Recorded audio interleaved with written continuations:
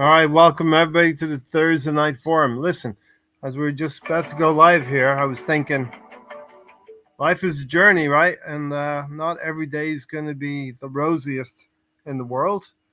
And you can equate that to maybe the sporting equivalent of Arsenal and their quest for a first title in over 20 some years. I will say I watched the highlights. Had maybe it was just telling Stan had maybe the opportunity to watch the game live, but chose not to. And what's the old saying? I saved probably 2 hours of saved myself 2 hours of pain and heartache, but I was continually refreshing the phone, trying to get that score line that I wanted. You know, when you pop up in Google and you go Arsenal versus Liverpool, and all of a sudden a goal pops up on one side or the other. You wanted to be on Arsenal's side. So, with that being said, welcome to the Thursday Night Forum. Welcome to Gary, who's just slipped in the back door, and Stan. Hello, hello, Also hello. Hello, slipped in the middle. Ray. Hello, Stan. Hello, chat. Evening, everyone. All right, who wants to go next in the intro? Well, I'll just say very quickly for me, I listened to it on the radio, watched highlights. It's funny, it was like, I can't find any highlights that are longer than like 4 minutes. That's how bad it was. It's like 4 minute highlights. But I would just say, just on a roundup, I would say, if you can't win the game, then don't lose it. We kept a clean sheet. We didn't lose the game. We managed to get a point. And as I've always said, I don't expect us to win every single game. But if you can't win it, try not to lose it. And if we end up losing the title by 2 points, people may come back and look at this game and go, maybe we should have had more of a go. But if we do win, we won't come back to this game. So I would just say, I'm glad we didn't lose. We managed to get something out of it. Yeah, a point gained or 2 points lost. People can think of that themselves. Gary, go ahead. That's what I'm going to say about the game. Yeah. I think it wasn't a good game performance-wise, and it's mainly performance on the attacking side, I guess. That's been our Achilles heel, I think, for the last 4 years. So we didn't offer much there. Defensively, we're solid, but I don't think we took advantage. Once again, I don't think we took advantage of the opportunities that we had playing against a team that isn't up to the levels they want to be. Down basically all of their attackers, all their big attackers, anyways, and we couldn't really take advantage of that, and that's disappointing. But we'll take in 1 point. It's better than 0, but I would have liked to have tried to go for the 3 points instead of be okay with the 1. Not sure we did that. Don't think the players came out to get that. So some people will say it's Arteta, some people will say it's the players. I think it's a combination of all of those things. It's an opportunity. I would have liked us to put us in a position to get closer to where we want to go. Every game we don't get the 3 points is another opportunity lost to get closer to the end goal. So yeah, it's sad, and it's sad. That's what. Yeah, so that's how I feel about it. Every point, we feel that every point is precious because we've been second for a few seasons, and like you said, Gary, opportunity over a Liverpool side. There was Isak out for the season, injured. Mo Salah away at the AFCON, and Ekitike injured also, not able to participate in this game. The 3 best attackers are out, and they had what looked like better opportunities to score than we did. Yeah. We lose Saka, we lose Gyökeres, we lose Trossard. I'm not sure what chances we have and how the game would look.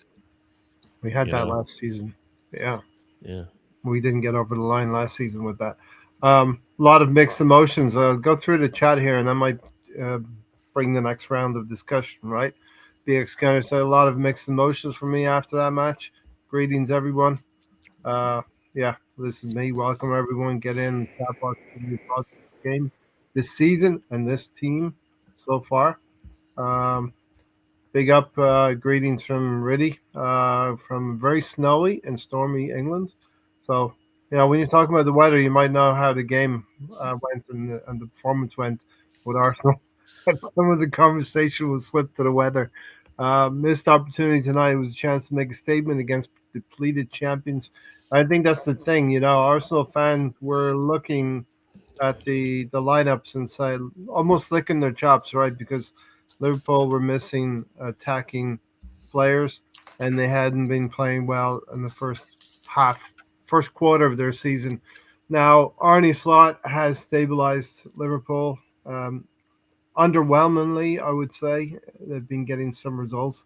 9 games unbeaten, now 10 for them, and we were going into the game with a 5-match winning streak. So I think Stan, it was all about what we wanted to do to what we did to Aston Villa, revenge for the return fixture. Yeah, and over that sort of Christmas New Year period, we've had like 6 games come fairly quickly. And maybe it's just unfortunate that the Liverpool fixture has come at the end of that. Maybe if that fixture was earlier in that little run of games, you might have done better, due to sort of like tiredness and fatigue. But as I say, I don't expect us to win every single game. But we're not dropping points, we still managed to get away with a point. And maybe we could have had a better go at them. But I think we played a very defensive game and we made sure that we came away with something. So At least we didn't get. For me, it's like at least we didn't get beat. Right, and again, I'll go to Gary then with the next one. Again, it's kind of the echoes of the last podcast where we did a preview of this game, and I remember Gary saying we wanted something similar. We would want something similar that we did to Aston Villa, and show up and have a performance against Liverpool and flip the script on them from Anfield. Is that fair, Gary? Yeah. I wanted us to redeem ourselves. So I don't think that was. I think both games there they kind of look the same to me. I think the Liverpool came out the same way in that game. If you look at how that game played out for them, they were going to take their chances when they had it, but they weren't really looking to dominate us until we decided we weren't going to do it. And that seems to be the case in point a lot of times. If we don't take the game, like those first 20 minutes or so, it's when we needed to smack them in the mouth, right? It's when we needed to get that goal. I mean, the amount of pressure we put on them. Yeah. And then after that, nothing, it seemed. In the second half, it wasn't even like we were there anymore. So, yeah. Yeah, any visiting team that will come to a tough venue, they always say, Stan, stay compact, stay solid for the first 20 minutes, get yourself into the game, and that's kind of what happened. We missed any opportunities we had. There was a couple of situations with Kayasaka on the right hand side, but just never materialized for Arsenal tonight. No, shooting boots weren't on. I mean, I think from what I was listening to on the radio and the very limited highlights, it seemed that Saka probably had one of the best opportunities. And there were some other opportunities that were created, but there was just no one in the right place at the right time to get on the end of them. It makes you think, well, you must be training and doing these moves. Someone should know what the move is coming. Someone should be able to anticipate what's happening here, because a ball comes in, a quality ball comes in, and there's no one there. Mm-hmm. Yeah, poor performance as reflected by this comment here. Dog shit football, just like the manager. Yeah, listen, you're gonna have a man of few words. A man of few words, but he gets right to the point, right? Yeah, I thought Gyökeres gassed himself out of the match, pressing relentlessly in the first 15 minutes. BX Gunner said, "Gary, did you watch the game live?" Yeah, I watched it. Well, I didn't watch it the way I would have liked. I watched it. You poor guy. Yeah, well, I was at work, so I was kind of a little busy. So I had it playing in my ears. I had it on my phone, so it was a small screen. But like every time I like looked at the screen, I was just like, wow. Luckily, I was at work because I was able to contain myself. I did get to watch some of it on the way home, and I Yeah. basically was just screaming the entire time at the screen what I was seeing and hearing. It was, it. Yeah, I mean, we let ourselves down a little bit in the game. So I yeah, somebody said on a podcast I was listening to in the last hour that it was our worst performance since the opening day against you know how many Manchester times United. we've had a game like that? You know what? This whole great, basically, holiday season has been a damn. We can't play any worse than this, can we? And guess what we've been doing? Well, We've been actually doing that. We've been playing what seems like worse, and it's one thing like you come out and you play like that against Villa, but then when we play the teams, at least I guess the one thing is we can say is at least we're not losing games like we were last year yes. to teams that we should be beating, right? That's the Yeah. one thing we're seeing here. We're not losing to anybody in the bottom 14, bottom 15 or whatever, but we are struggling a little bit too much, I Yeah. think, against those teams and for what we offer on the pitch with the players we got. So It's been listen, as referenced by this comment here, it's been an up and down holiday period, Christmas period, where we had bare games like that, own goals and corners have been bailing us out. Earlier in December, we had a couple of those. Brighton, Wolverhampton Wanderers, Everton. And then we seemed to spark up a little bit when we beat Aston Villa last Tuesday. And we I know what you're beat saying about Bournemouth. about the own goals, but it's not like the goalkeeper's rolling the ball out to an opposition defender and is just turning around and firing it back into the goal. Yeah. The own goals are kind of like was under pressure moves. Consequence. That was the one where we thought that I thought initially that Jesus had headed the ball in, but he didn't. But the pressure is that we're causing the opposition to make these mistakes. Yeah. But you have to kind of put it into context. It's not like we've been really lucky. Their defenders just turned around and blasted the ball back into his own net. It was like, oh, that's an own goal for Arsenal. It's come through hard work and forcing How does that stop these the scoring? moves. That's the question. Yeah, listen, it's been poor up front. And I think we can have a calmer and quieter discussion on the number 9 situation, maybe as well tonight. Too much pre-match hype about this game. We should have just played the game without making it an occasion. Wow. Yeah. Okay. I don't know. I don't know if we're doing stadium anything was up different. for it. We're not doing anything different than we've been doing all season. Every game's important to us, right? Did the media big up the game a little bit, Gary? We are top of the table. It's got to be a big game, no? Yeah. Or is it? Or am I missing something? I here? guess. Yeah. I guess every team below us drew. Nobody got to win, and then it turns out. But the media, when I was listening to you flick around, they kind of all had this kind of. They were using the narrative like this could be the game, and if Arsenal win, then they're going to be the champions. They were kind of really peddling that we win. I don't know about all that. I don't know why it's I over. I don't know anybody's saying that. Narrative. Yeah. Nobody gets crowned in January. Nobody gets crowned. I know that. But what I'm saying, that was kind of how they were selling this game. Yeah. You know what I mean? And then you have the narrative of fallen champions. The Liverpool have picked up a title courtesy of nobody really challenging them last season versus champions elect. If Arsenal would win this game, there's still the specter of Aston Villa and City sitting 6 points back, which doesn't. It's a nice gap. It's not an overwhelming gap, and it's not an underwhelming gap for me. 6 points can go bigger to 8 or 9 points, and it can also get trimmed down a little bit. So yeah, the hype about this still here from the media, really, no problem. We should have just played the game without making it an occasion. And I think, is Arteta a little bit guilty of that kind of stuff, Stan? making the I game just think that Asian. we managed to take a point off the reigning champions. That's who they are. They've got they may not be where they want to be in the league at the moment, but they've still got good games in them. They are fighting. They're coming up, and they're coming up against. They're going away. They're coming up against a team that's riding high at the top of the league. Well, here's a question. They're going to give it a little bit. Yeah. Here's a question from. It's not going to be easy. Right? It's not going to be a walkover. It's not going to be easy. So we came out of there with a point. We kept a clean sheet. Yes. In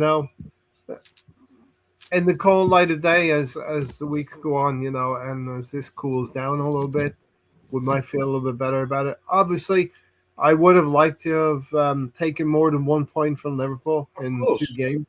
Of course, it gives us a bigger cushion, right? We have an 8-point cushion instead of a 5-point cushion. And I don't care. And I don't care. Like somebody said, you have to beat the reigning champions if you want to be the champions. No, the Premier League is about consistency. The Premier League is about stacking points each and every week. And we've been doing that much better than any other team.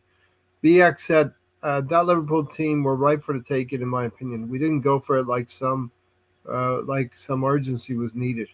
Here, I would ask this question. If you could draw one game and win one game between Aston Villa at home and Liverpool at home, the best case scenario, given where Aston Villa are, is to get the 3 points against Aston Villa and the 1 point against Liverpool.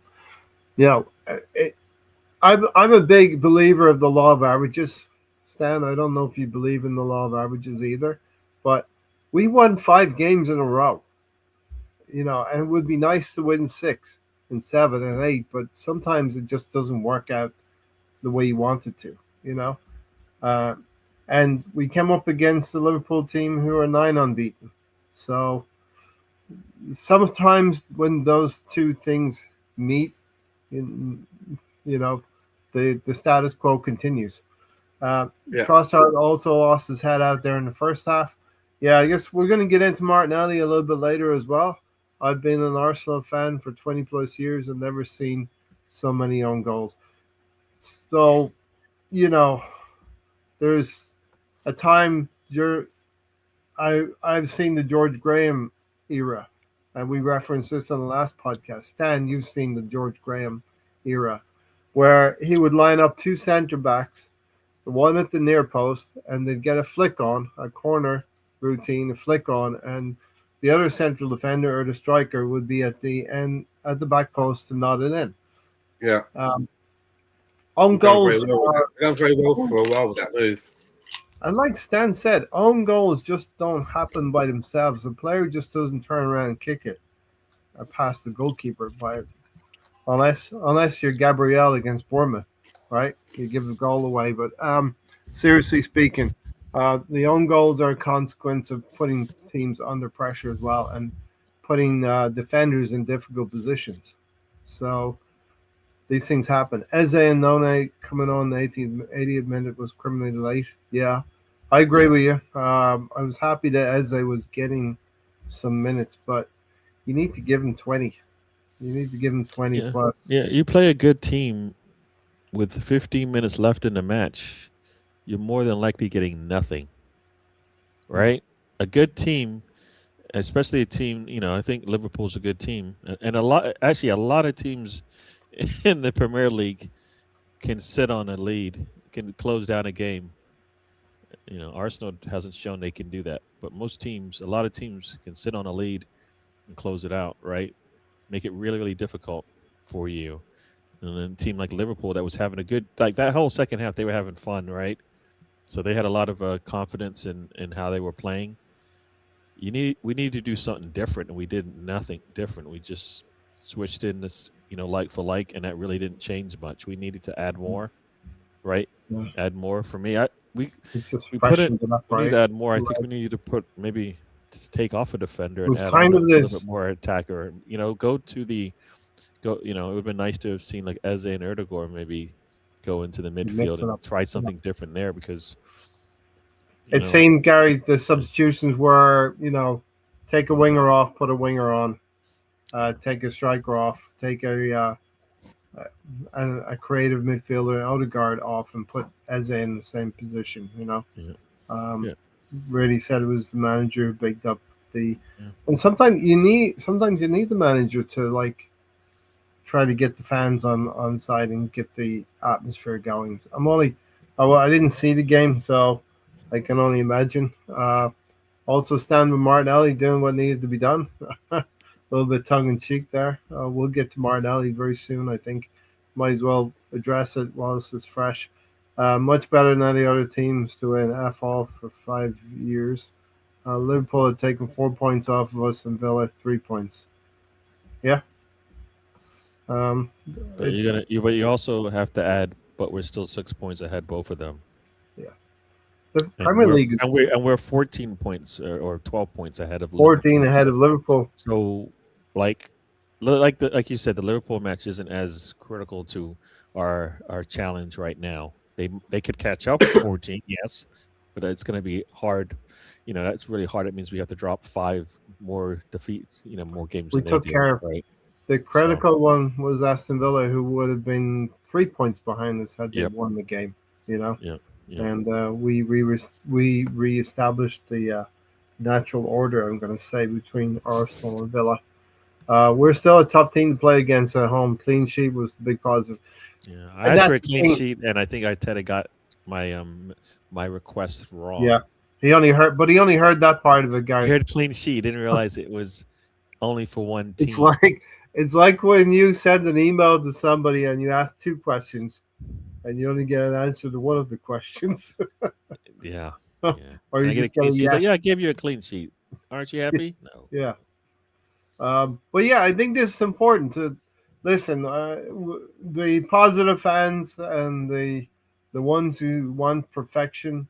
So there's a section of fans out there who want perfection, think the players are robots and can do pretty much what you do on FIFA each and every week.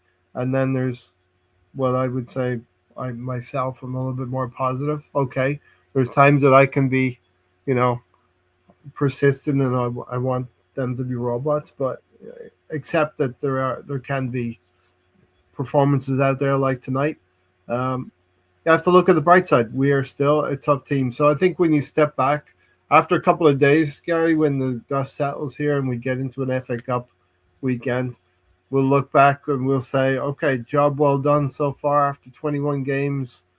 Like if I told you at the beginning of the season and knowing that Liverpool had gotten Frimpong, Kirkaz, Wirtz, which was a big deal at the time.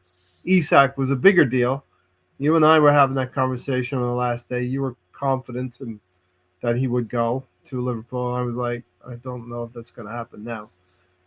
Well, yeah, if we told you on the first day of the season, you could have 21 games played, Gary and Stan, and Arsenal are 6 points to go over City and Villa, you'd probably have a smile on your face, right?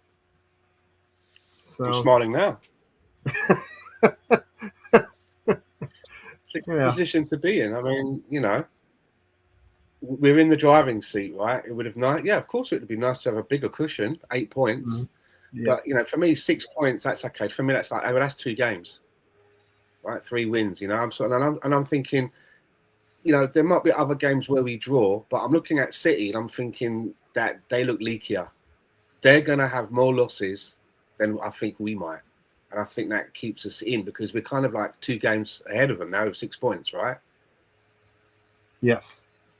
Do you know what I'm saying? We might lose another 2 games, but they might lose another 4.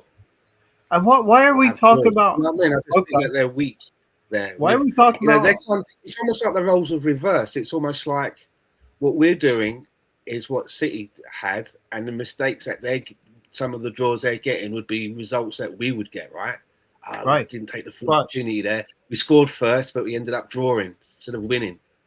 But why is the narrative, Stan and Gary, why is the narrative on Arsenal? Because Pep, if I'm not mistaken, Pep's drawn his last 2 games. He's drawn 3 in a row, actually. So yeah, but you know what? That's the difference. It's because it's Pep and it's City, and it wasn't as if they hadn't won 4 in a row before last season, right? So Mhm.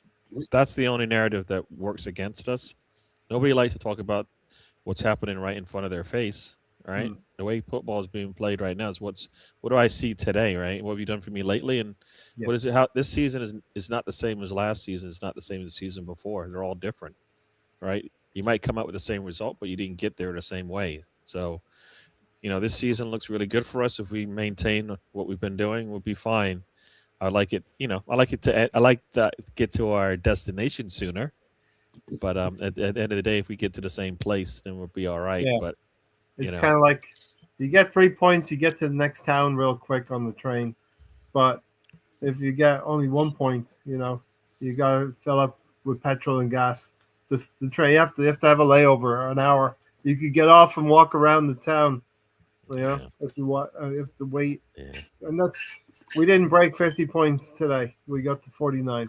yeah. You Well, know, I guess the trick now is just to try to beat everybody to the next marker, right? Be yes, the first team to get to 50, 50 first points. team to 60, first Yep. team to 70, first team to 80, and we'll be all right. Yes, So indeed.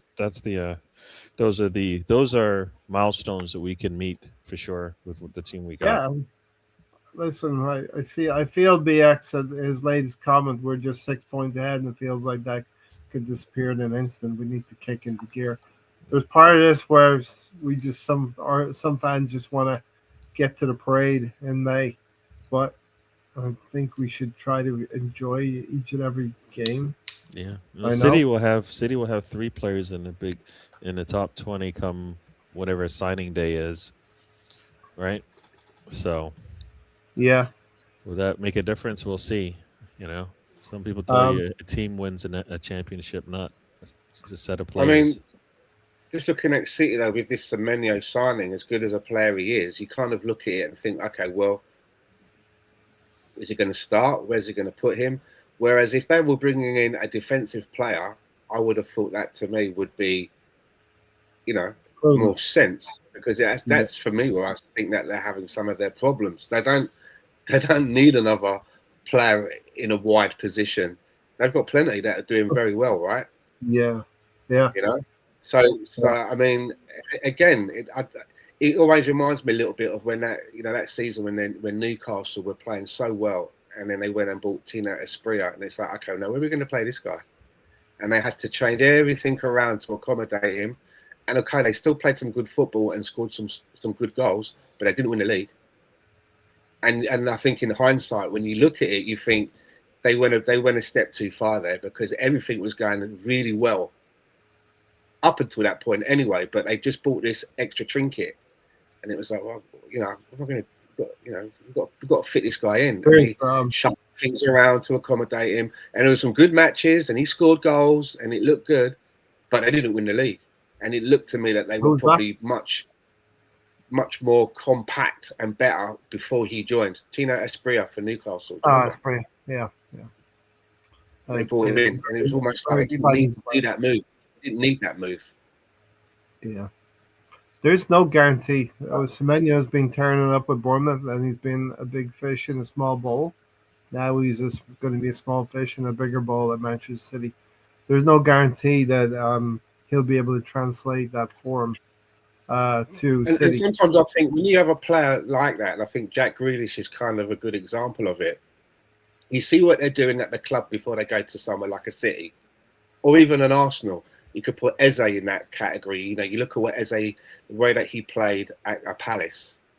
You look at the way that a Grealish was playing at an Aston Villa, where they were kind of like the ones that were really making it happen. You look at how Semenyo is the one that catches the eye at Bournemouth. If you're going to buy that player, for me, it's like, well, I'm buying that player and I want him to do that same shit. I'm not going to put the shackles on them. I'm not going to regiment them. I'm not going to start to squeeze them into that peg hole to fit this play. You should be buying them because of what it is that caught your eye, right? And I think sometimes, with Eze, that, like you said earlier, when he makes the substitutions, he takes off Odegaard, but he puts Eze on. But Eze's now got to play in a similar role in that midfield as Odegaard plays. Rather than maybe taking someone else off, leaving Odegaard on and bringing Eze on to be like, okay, when Eze comes on, it's going to be a bit maverick. You know what I mean? He might leave a hole. When he leaves that hole, someone's got to make sure we got a cover for him. But he's going to do that thing that he does, right? That might help us to win the game. Yeah. And I don't know whether that happens. So, like, you know, is Semenyo going to be allowed to go to Man City and be Semenyo, or does he have to play in a now? You're at City now. Do you know what I'm getting at? You got to do this. Yes. You got to do it that way. And I look at Eze and I think to myself, like, we saw what he can do with his hat trick against Tottenham, and we've seen other flashes as well. But he hasn't been catching the eye like he did at Palace. And I just wonder whether that's what's happening here. That, you know, he has to be. There's other parts of his game now that he's being made to think about and play in a certain way. We can't accommodate the player that you were at Palace. We don't accommodate a player like that. That maverick, that, you know, unscripted person. We don't have a room for someone like that. If you don't believe me, go speak to Martin Odegaard. He'll tell you. I don't think he bashed that shit out of him as well. I don't think he's as much of a maverick as maybe you're thinking. You know, I think Eze can be a freer role, right? More of a freer role. Yes. To express himself. The thing that Arteta said about Eze was that he'd played a lot of games with Crystal Palace, and he played a lot of games leading up to when he was given that break. Basically, I think Arteta has not picked him because of Odegaard, but you know, so either he's lying to us, or he's he's really looking out for his player. All managers lie. But if you're telling me I need to get a goal, I need to have a better attack, and I can't figure out how to get Eze into that answer, then we got a problem. You're not really lying. You're just not. You don't understand this game. We got a problem if that's the situation. Yeah. You know. I like BX's comment here. He says Eze is 28 and he's being molded to be a different player. That's a terrible thing. So I'm not saying I know that to be true, but I'm just saying that maybe same thing for Gyökeres, right? You're gonna say that about Gyökeres. Gyökeres is they're actually the same age, I think, right? They're the same age, right? Can you teach an old dog new tricks? That's the saying, right? Yeah. Some maybe, but not all. I don't know. I think there's a world where both of them could play their natural game, and it could work. You know, but obviously, you saw it, right? You saw it, and the reason why it worked in the Newcastle game, right? In the second half, we brought on Erdogan, and he played alongside Eze, right? Yeah. You saw Gyökeres in that game have a really good time actually shooting the ball, right? So it can work. We've seen it, and the only reason why he probably did that is because you were losing. But I'm just like that. The same mentality that you used to get back into that White Castle. I must be hungry. that Newcastle match, right? Gary's craving some White Castle. You gotta use that same mentality in a game like today, right? Yeah, no. So I Freudian slip there or whatever, but we've seen it, so we know it works. It works in the Newcastle match, right? So it can work in many. Newcastle's defense and midfield is fairly similar to what you're going to get from a Liverpool midfield when they're clicking, right? Yeah. They both have solid midfields when they're clicking, and we played against that midfield and we did well. With two attackers essentially, or two more attack-minded players in the midfield. So it can be done. It's kind of funny. In the game, Liverpool probably wants to hold on to the point, right? And we're the team that can take the risk because what's 1 point? Not much, right? In a grand scheme of things, but 3 when we're putting the pressure on is what it looks like. Think about that. When we played City at home, right? In that second half, when we put the pressure on, how did that look? That looked really good. We looked like we were going to score at some point. We haven't had those scenarios against some of these big clubs or some of these teams where we struggle to score, right? Yeah, like today, did it seem like we were going to score a goal in that second half? Right? No. Why? We're playing a worse team than we played the first time we played them, and we didn't even look like we were going to score in the second half. I mean, we had what, four shots on target to their 0, right? But they looked like they're going to score more. Yeah, I mean, Arsenal get some kind of record for holding Liverpool for the first time in a long time to no shots on goal. I think something in like first time in 200 games Liverpool have had no shots on goal tonight. Yeah, that's right. Goal scoring is tricky in the Premier League. How would that be if that was Arsenal. Arsenal? If we lost our front line, How would it look?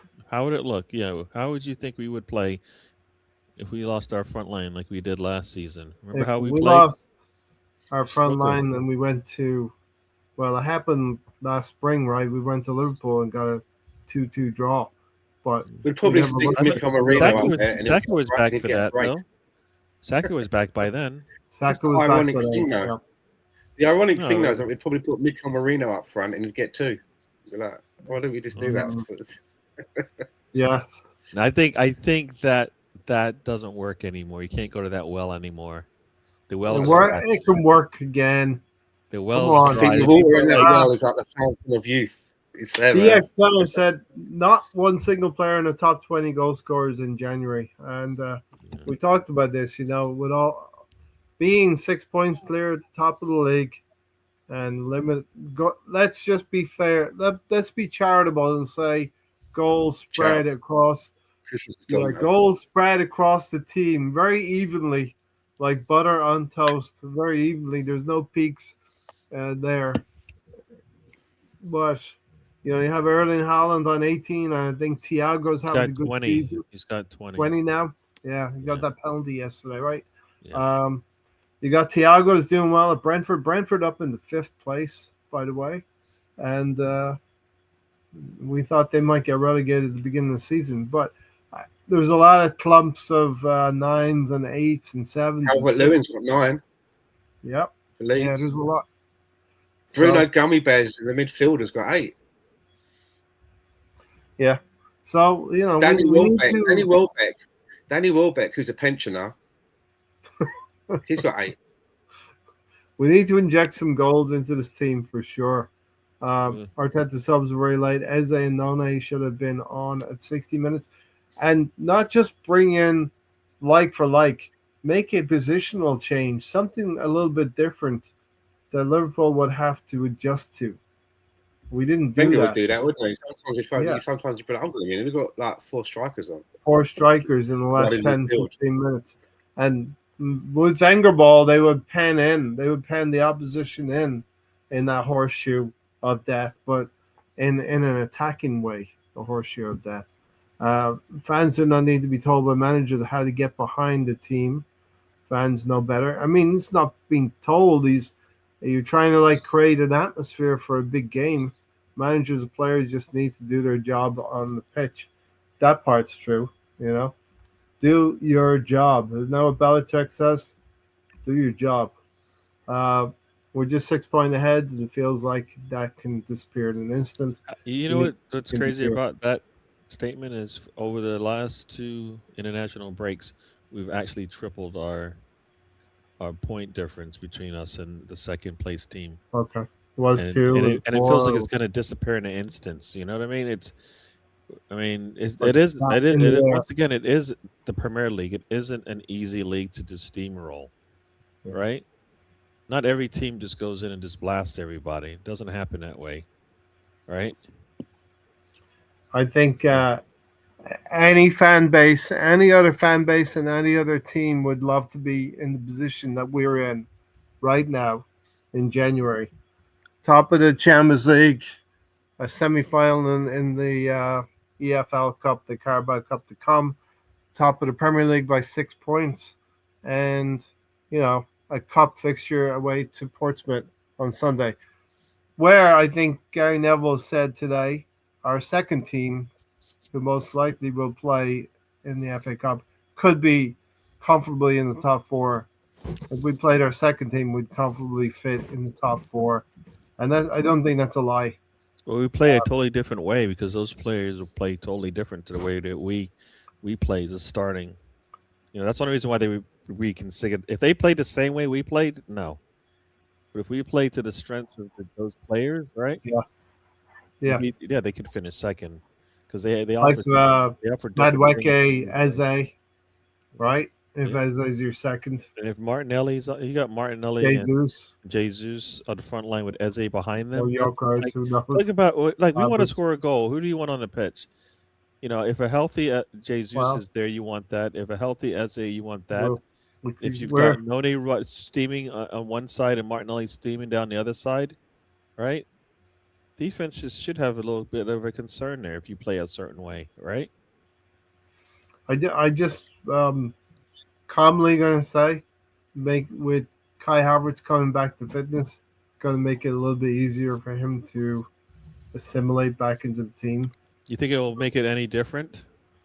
Yeah, I think Why? it will. Why is it going to be any different? 'Cause he's played with these No. players. What's going to be different about the way that he plays with what you're seeing with You've the way seen the it. team is play? What? No, tell me. Um, Maybe I've forgotten. I just came off the. I just landed on this planet. Can you tell me why when he comes to he comes to when Kai Havertz gets his start? Tell me how it's going to look so different to what you see right now. well, I think he'll score more goals in 20 No. games. That's no. Those are the results. Tell me how the play will look. Why would it look? Why would it look different? So I think he'll come about 10 yards back deeper into that hole between midfield and the attack, and he'll be able to find those holes to integrate with the wingers, be it Saka, Madueke, Odegaard, Eze on the right hand side, or Marino, Martinelli, Trossard on the left hand side. He just seems to have a different skill set. Maybe he can hold on to the ball a little bit better. We'll play differently with him, right? We don't play the strengths of our. He plays differently as well. Yeah. Do you know? I'm just saying, if you have a striker, if you're a bring? pure striker, right? If Gyökeres is a pure striker, how you play with a pure striker versus Kai Havertz, who is not a pure striker? I think you become a little bit more. Right? You play a little bit more direct football, which I think we've tried to do. He's got to be able to hold the ball up a little bit more as well. I'd love to not be talking about this and for Gyökeres to have scored. Yeah, I think if we had 3 more goals this season, I wouldn't be having this conversation. Are we there? This is it. If he is. No, we're gonna have this conversation over and over again until Kai Havertz goes in there, and you'll be complaining about the same things you were complaining about last season, and go, if we had a striker in that situation, it'd be different. Because that's why we bought Gyökeres, right? Because we wanted a striker. We got a striker in there, and now we're playing the same way that we played with Kai Havertz. Like you want Gyökeres to come back and support your midfield, right? And you're like, so who's going to be up in the middle attacking the back line? No, he's not going to. He's not supporting midfield. He's going to be in the hole between midfield and the forward line. Do you know what I mean? He's going to find those pockets of space. We're talking about 10 yards of space here, Gary. You think that's the difference in how we play? If you have a heat map for Gyökeres, his heat map is probably around the penalty spot. Where should the striker be? I think the striker be? Where should the around striker the penalty spot. Should he? So what? So I don't understand. Is he doing something wrong? I don't. I would say Gyökeres is not doing anything wrong. I think the players around him are not finding him. And maybe Stan and I probably don't agree specifically on certain points of what we're saying here. I would want Gyökeres to be on 8 or 9 goals and say in January, well, Havertz has to fight his way back into the lineup. But he's making it easier for Havertz to come back into the lineup. Do you know what I mean? Well, when Gary asked, what is it that Havertz would bring, I think that one of the things that he would bring, if he's available, because he hasn't been on the bench in the last couple of games, right? He's not been on the bench, so I don't know if he's had a setback. They've not said anything, but when he eventually does play, and maybe the Carabao Cup game could be one for him to get minutes. Doesn't need to start, but he could maybe come off the bench. But one of the things that I tell you that he would bring, it would lift the team.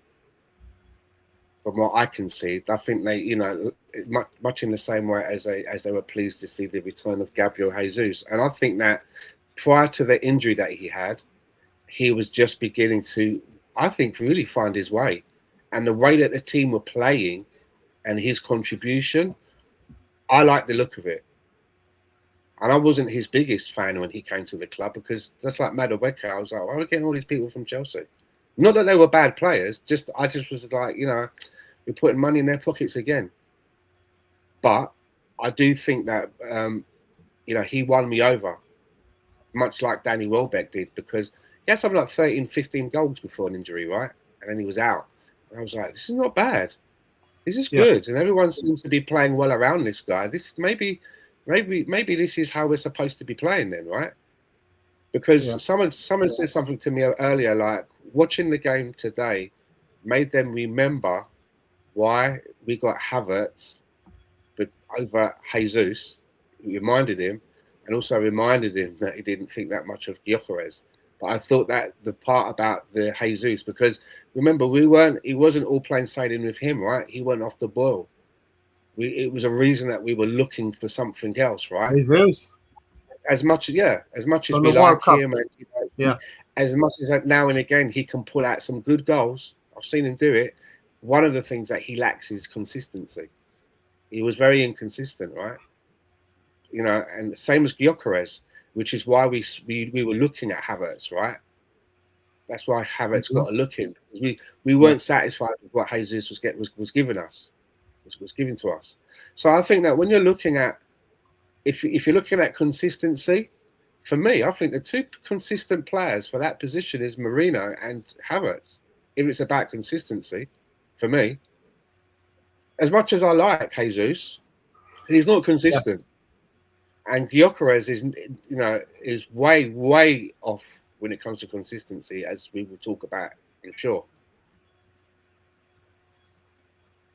Yeah. So, what's the word?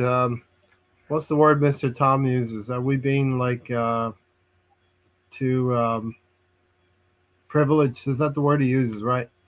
Are we being too privileged in saying we had Jesus, we didn't really like what he was giving us? Well, first of all, we had Eddie and Ketty.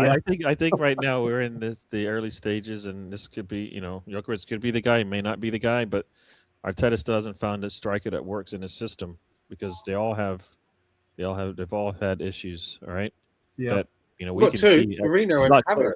It's a lot clearer. Works with them. It's a lot clearer, but we still had that. Still wasn't. That's still not the answer. They're both of them are not the answer.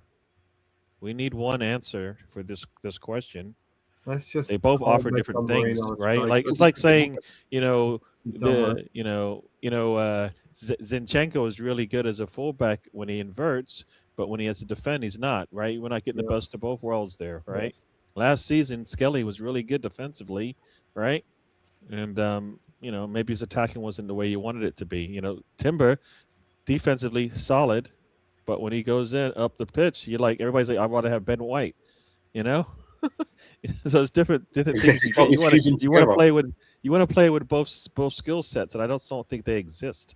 You know what I mean? I think we should allow players to kind of use their pros a little bit more, and then having to go. I know you can't defend well, but you're going to have to defend better here, and so it takes away from their attack. That. We've seen this happen all the time, right? Right. So I just looked at the last full game that Kai Havertz had in the layout. This game today with Gyökeres. Gyökeres spends most of his time in the front, in the attacking side. And Kai Havertz is, he goes back almost to, the defensive side. So he's spread out all over. And I think striker should be more on the attacking side of the pitch. But Kai Havertz does come back and support. He comes back way deep, right? We saw it today, right? Erdegaard is playing right next to the center backs, his center backs. How in the world are we going to get an attack with our the ball so deep? Our most creative player playing next to the center backs.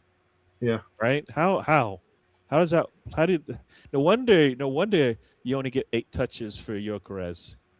Your best attacker, your best creative player is way back supporting the center backs for some reason. We have 2 of the best center backs in the world. Why does he have to go all the way back there for any reason?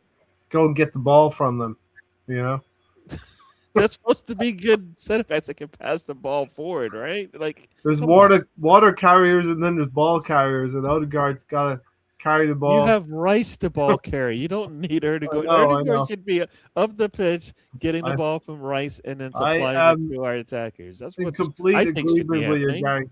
guy. In complete agreement with you, I Yeah. am. Yeah. I And mean, then like we see little snippets of like one where Zubamendi has the ball and Gyökeres is looking for that through ball, and again refused by the midfield players playing the then ball we into blame Gyökeres those for not channels. getting any touches. Well, he's a Yeah, striker. He's supposed to get service, right? shame, shame. Nobody I ever mean, says the service wasn't there. They always say Gyökeres didn't get any touches today, and it's like, but okay, but a striker is supposed to get service, right? yeah. Yes, he's Listen, supposed to come back and support in Arteta's Arteta, system, but at some point he's supposed to get service. they No, need to figure it out as well. They need to figure it out on the training pitch as well. Problem is, this system runs with a false nine and not an out and out striker. BX Skinner. There is some thing to be said about that, I believe. I thought the Newcastle Leeds game was a better watch than our game. Yeah, you get goals. You got 3-3 game, right? So I guess a stalemate, a boring 0-0 playing at home to Liverpool. Who, Liverpool fans will maybe they don't like Arsenal so much or don't like Arsenal fans. The ones who don't like us is, oh, here we go. Arsenal are going to shit the bed again when the pressure comes on. I don't personally believe that myself. But the only way you change a narrative is you go on and extend 6 points into 8, 9, and go on and win the league in that manner. Um, do 2 or 3 points better than City or Villa in the next 4 months, and we're there. You know what I mean? Everyone was feeding Gyökeres as Sporting. Um, Arteta's always scared. Release the brakes, man. Yeah, there is something there, right, Stan? He is one of the more conservative managers, to be fair, right? Well, with Victor Gyökeres, sometimes it's listen to what other professionals say, and earlier in the week everyone was making a big deal about Declan Rice saying that in his opinion, Gyökeres is one of the best strikers in the world, and so obviously there were people retweeting that saying, "See, I'd rather listen to Declan Rice than some armchair Kevin in his mum's basement who thinks he knows more than a professional player." So Yeah, I'm like, okay, fine.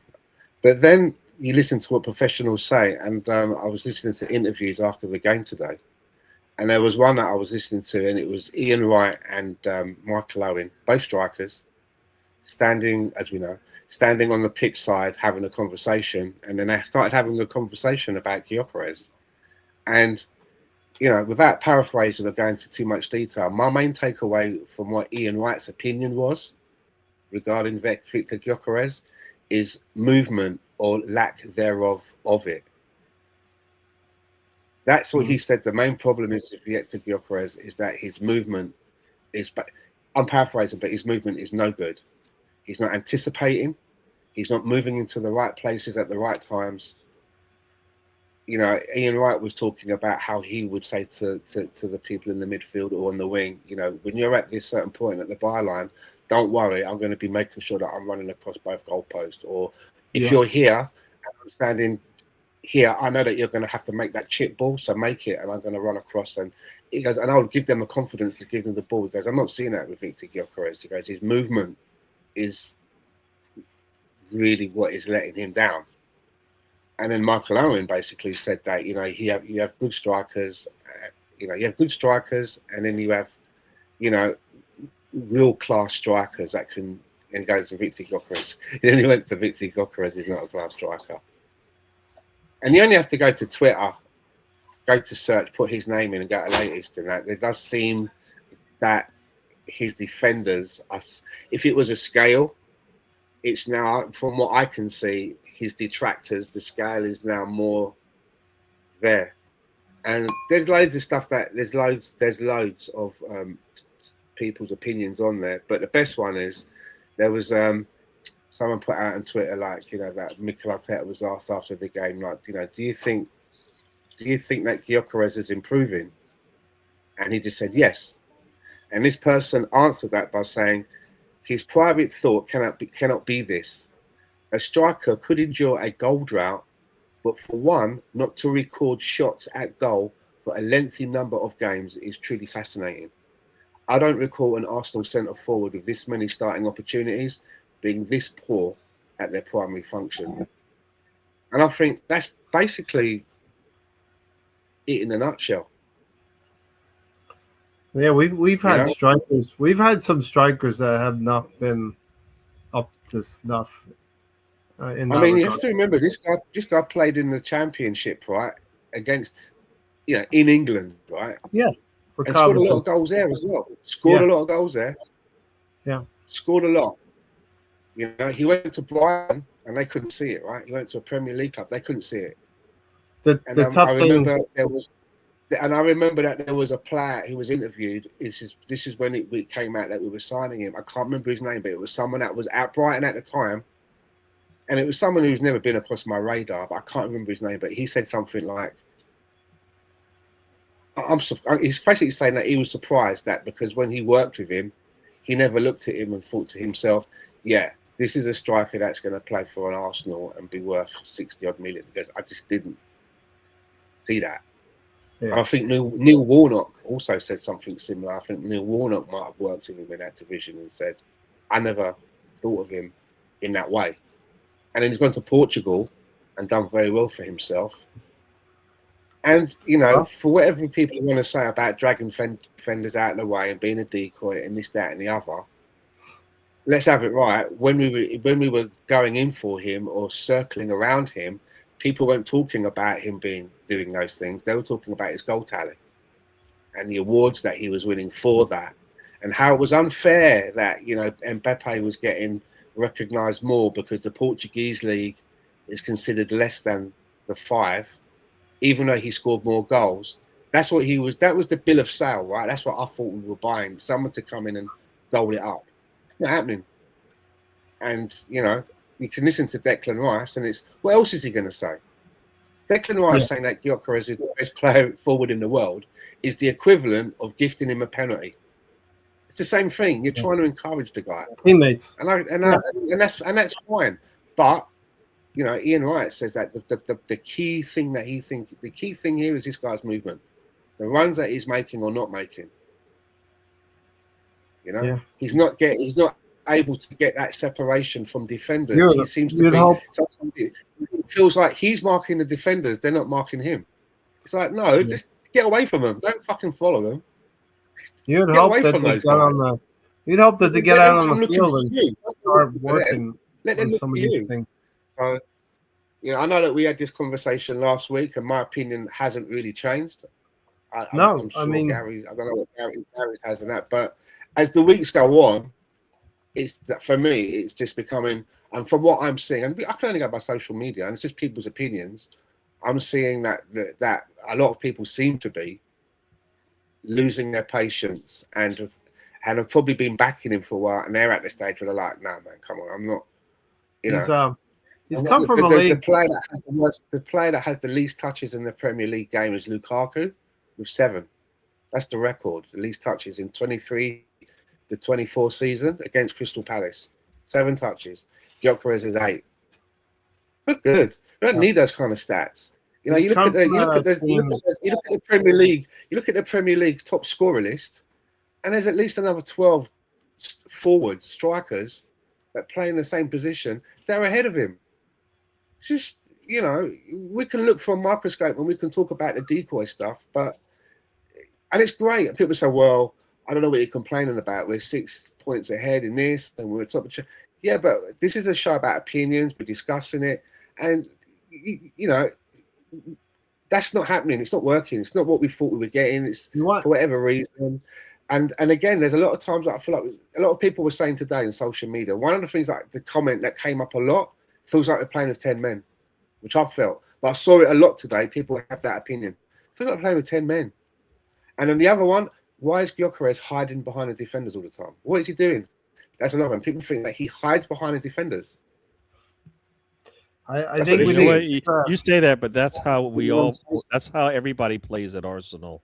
Maybe you. I mean, I know you don't like Gyökeres, for us and stuff like Still, I that. But don't like him. I just don't but think that it's working everybody out. does that on this team. So I don't even think it's like when you say that, I go, that's whatever we all do. All the players do that, right? All I'm the just saying players that's do what it. the consensus is.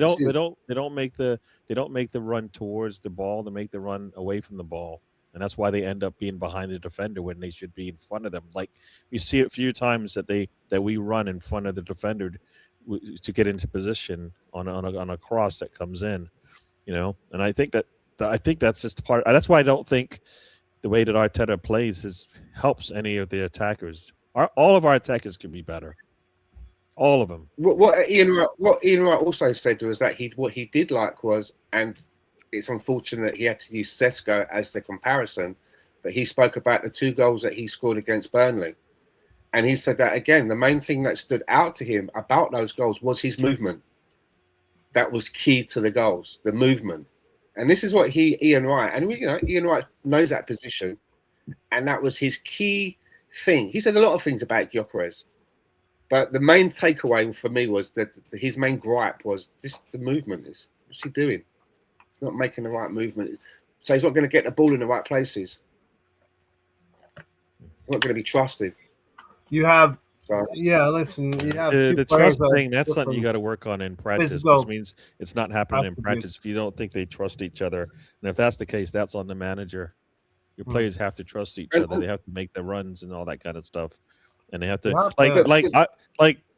at some point, like I get you don't make the pass or you don't think he's going to make the run, but he is making runs and they're not passing it then. So then why is it only work when he doesn't get when he doesn't make the run? What about when he does make the run and he don't pass it? But the key thing from that tweet that I read out, it's not like they're saying a player can go for a bad run of form where they're taking shots and it's going wide or going over or the keeper keeps saving.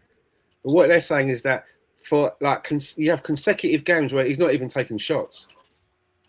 You can't take shots. And that's his primary function. It's not like he's like skying them. Feet every time. He's never in a position to take a shot, right? Shout out to Riddy, who's still with us, 247. Hey, big up to Riddy hanging in there. Maybe there's a cricket game going on. Gyökeres is not suited to play as a channel forward, hence he doesn't thrive in an Arteta system. He's come from Sporting Lisbon and counter-attacking football and trying to make a transition to a team who is a possession-based team. That's why some people think it might take time. Can maybe live off of that transition as he had done at Lisbon. You know what I mean? And there's a difference in body type between Sesko and Gyökeres. Listen, he needs is that where we're going now? Is that where we're going now? We're going to their body type and he's got the fattest ass. It's fucking football, man. Do you know what I mean? I'm looking at players for like Mateta. I'm thinking to myself, why ain't he playing for us? Yeah. Looking at his numbers and I'm looking at how he puts himself out. To coin a Scottish phrase, that would be a canny boy. He's a big lump as well. And I'm like, why have we got that guy? Mateta would be a canny boy. That's for ridiculous. Sure. The amount of names that are above Gyökeres, it's just ridiculous. Yeah, Danny Welbeck, man. Danny Welbeck is like making a good account of himself. I mean, so what? Rich Olsen. I mean, come on, man. You want those guys on your team? Then is what you're saying. You want those guys on your team? You're gonna take all those guys. I'm just saying that. Team. Well, if you won't take them, then a player, right? Mute, right? Why are you bringing up names of players you won't bring to your team? I'll tell you, it's that we've got a player that goes through consecutive games without even having a shot, not even getting shots off, and when he does have the ball, up until a few weeks ago, and it's probably increased now, he was losing it 42% of the time. You put those two things together, and you're like, what the fuck are we doing here? We're trying to win the league. We need 11 players. He's not contributing. I know that you want to back this guy, and I know a lot of people are just like, well, if he wears the red and white, you got to back him blindly. That's just not my personality. I look at these players like units of production. Yeah. As much as I like a player, if we sell a player, I'm good with it. I don't care who it is, as long as the person coming in is better than. And for me at the moment, and maybe you say that I'm jumping the gun and it's not long enough, it's been 20 games. I'm not seeing a player that's just going through bad form. He's not even getting shots off. It's not like look at that. He had another shot, but the keeper fingertipped it away. Oh, I just hit the underneath of the crossbar. Could have bounced. He's not doing nothing, man. He's not doing it, Gary. And I'm not just saying it to dig him out. I'm watching the first 2 minutes of this game. There's no way he's getting the ball. You see how we're playing. It doesn't help any. No striker will do well in this system. So I know you're saying Gyökeres today. I'm just telling you, when you see Kai Havertz, Gary, you must. There's been so many times now that the ball's been fizzed into the box. I've seen it now consecutive games where that ball's been fizzed into the box and he's nowhere to be seen, man. He's not there, and it's not like. Do you remember the first time it happened? I don't think. I think he's there. Happened. Maybe we don't usually do that. The cutbacks. He's not there for the cutbacks either. Where he's going, it's not good, man. Question for both of you: do we persist with Gyökeres on the cutbacks? The cutback that Rice scored, he was there. Yeah, I'd rather see Marino. Marino. You will hate football. I would never pick Marino as a striker. You say that now because the grass is always greener. That's what you're going to say. You see Marino start for us. Did it help us? No. Question didn't help for us you. At all. Question for both of you then. On Sunday, FA Cup at Portsmouth. Okay, Champions League final is tomorrow, and you can pick. And to start, you can pick Gyökeres or Marino. Who are you picking? I'm picking Marino. I'm picking Marino because I've seen him. It's not because of Marino. Let me tell you that much. It's not because of Marino. I've seen him earn his stripes. He's earned his stripes for me. He's earned his stripes. He's not helping you get to the final. Let's just. I hope we're picking a team in May or June. It could be June. The Champions League final could be June. So hopefully we're picking a team in June for a final, and we're debating that. Stan, question for you, and I'll go to Gary with the same question. Portsmouth, yes, a division below us, FA Cup on Sunday. Do we persist? Do we keep Gyökeres as the number 9 for that game? Yeah, for me, I'd be like, okay, listen, I just don't want to just drop you, but look, okay, we're going to play this game, and it's against a team from. Just do something to make me justify you picking you for the next league game. That's how I'll be like. You know what I mean? 40, I don't know how you would word that, but I'm saying like, you know what I mean? I'm not going to drop you for this game. I'm going to keep you in for this game, but do something in this game that justifies me picking you for the next league game where it really matters. This is your game. To have an audition for me in this game. Show everybody what you don't get that. And if he can't do it in that game, then he hasn't earned the right to play the next league game. That's how I would do it. I don't know how you word it. I don't know how you flower it up, but you know. Same, you know what I'm saying? scenario for you, Gary. If you can't do it against Peterborough, I'm not going to trust you. I'm not trusting you in the league. Portsmouth. Sorry, Portsmouth. Pompey, yeah. Gary, same question for you. Do we keep Gyökeres as a 9 in the FA Cup? Yeah, and then when he does do anything well in this game, everybody's just going to say, you know what? He's playing Portsmouth. Does it really matter? I mean, I don't think he wins regardless. I don't think it wins. He wins anyways because it's Portsmouth. He scores 2 goals against Leeds. Oh, it's Leeds, so it doesn't really matter. Leeds, we've seen actually compete against teams. No. People have said that Leeds game isn't really indicative of a good game for him. That's him playing Leeds, who were a terrible team back then. They're a Premier League club. I think it will happen. Should he play all 4 games that we have away? No. So I expect him to sit some of those games. So regardless of which one it is, he still needs to get better at what he's required to do, no matter who he plays. Right? Well, yeah. So that's kind of that's how I look at it. Like, does the Portsmouth, if he scores a brace in that, does that mean he's back in form? I don't. It's good. Would it help his confidence? You know what I mean? Yeah, and maybe he'll get to play the way he wants to play in that game more than in the other games, and then maybe Arteta will at least know that. Guess what? If I play this way for my striker, he'll produce. Right? But we don't know that. We don't know that. So. Ideal scenario is he plays about 60 minutes against Portsmouth and then gets taken off because you do have the Carabao Cup away. Well, he's not at going to Chelsea. start all 4 games, right? No. We play. What is it? We play 4 games in 10 days. Well, he won't Nobody should start. be starting every game anyway. So He he's might be like starting every Jesus game. or Moreno or somebody should be starting in some of those games, right? Not because he can't do it, just because it's just you don't really have much time to Brady said start Jesus. We have a big squad to use. You know. And I Where do is think he Havertz? needs He was- to. I he was do on the think he needs to bench. sit. He wasn't on the bench, and he's not listed on the injury list either. So either that means he's good to go, and they just was saving him for a game that he can get his feet wet in. Maybe Kai Havertz starts in this game. I don't know if he'll start, but you would expect him to be on the bench before he starts, right? If the BX said if the manager played to his strengths, we see more. If Gyökeres played under another manager, not Arteta or Pep, and they get more out of Gyökeres.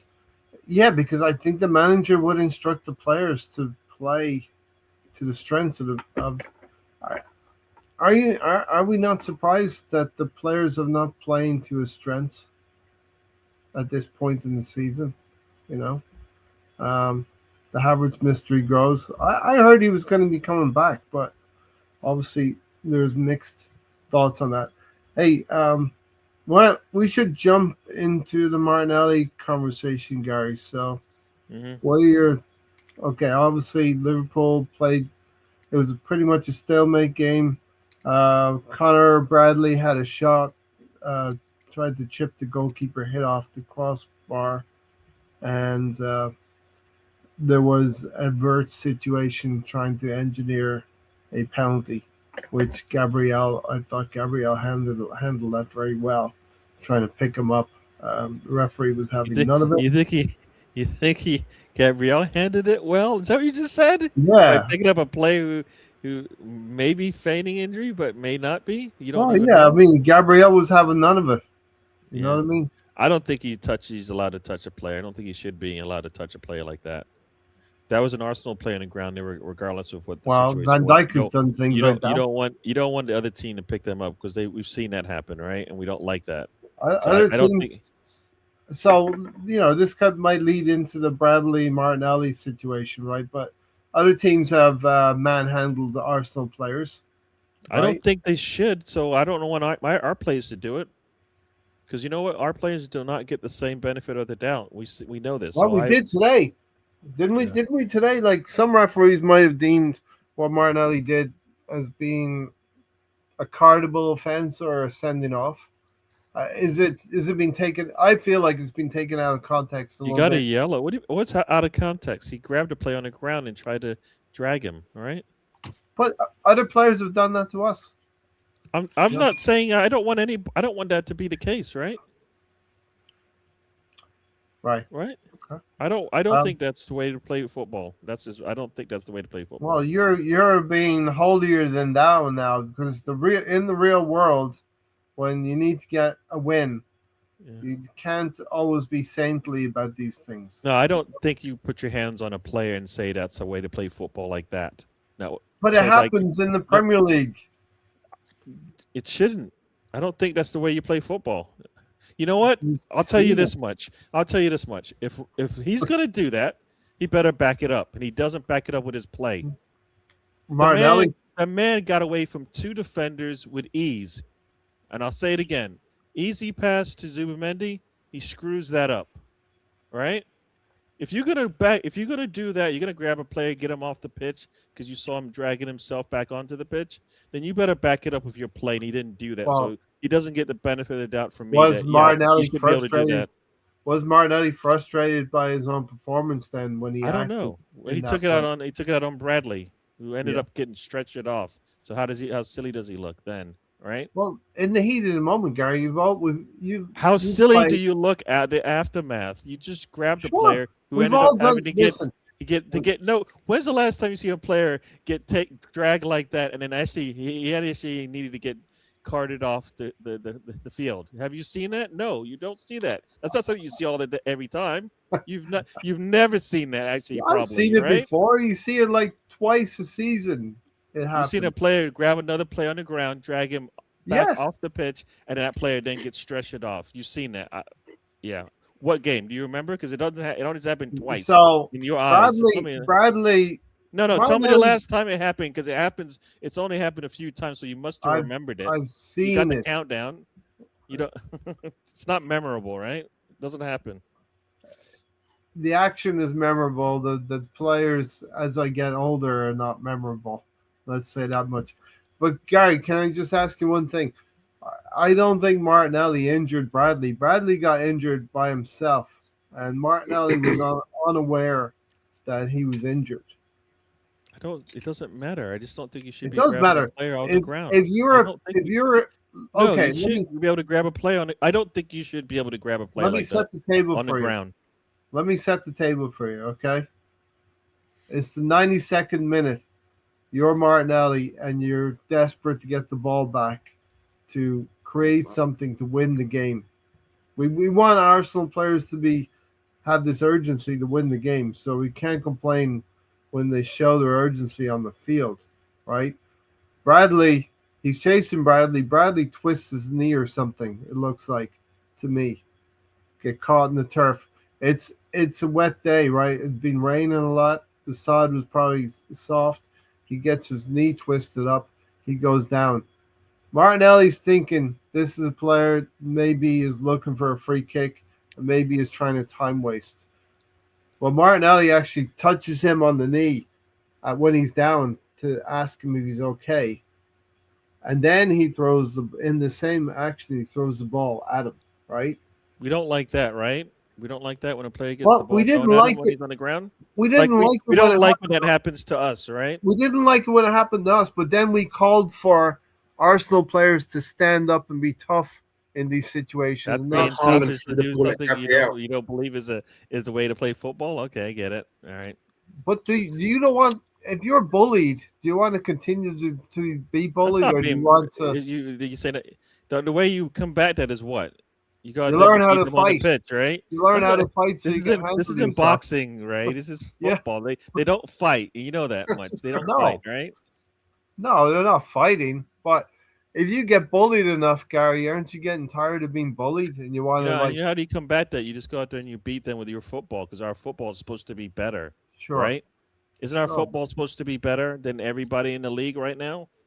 How about we show that once in a while?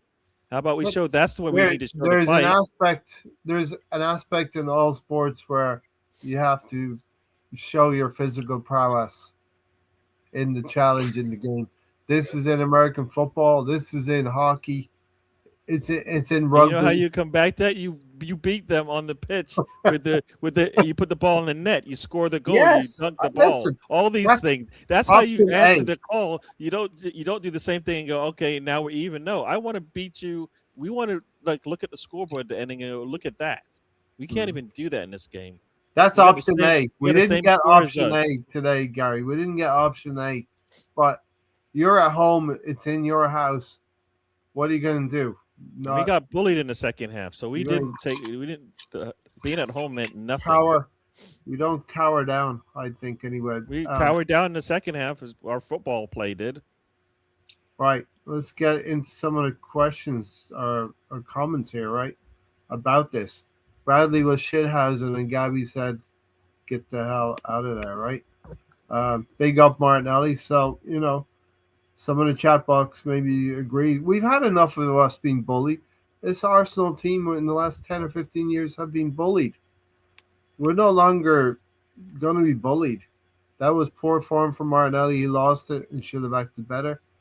I don't know. I don't agree with that. I don't think that Martinelli did anything. Why did Bradley have to roll on the right side of the line or the wrong side of the line? You know what I mean? You know what? That's what Arteta wanted us to do, and you guys said, you know what? You guys didn't say that. Remember when Arteta told Partey get back onto the pitch and fall down? Gary, Remember that? you Remember moved that? them Remember that? 6 Remember that inches. one? But now you're saying, you know what? No. No, you shouldn't try to do that when you're an injured player. You should try to get back into the field of play. But Come on, I don't stop it. think- It's the to way be it's called, fair- but I don't like it. Okay, I didn't like it. To be Yes, fair, Martinelli Don't like it. Martinelli was unaware in that whole action. Martinelli was unaware to the extent of his injury. Players go down in the Premier League all the time. He He moved them 6 inches. BX Gunner said I mean, it you just wasn't said very nobody much. even touched him. It so was a that's- push. It was a push. It wasn't a drag or a pull. It was a push.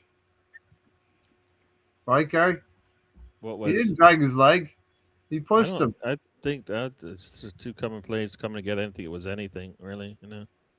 Good thing is him and Bradley have spoken. See, they put it behind them now. The big uproar about it.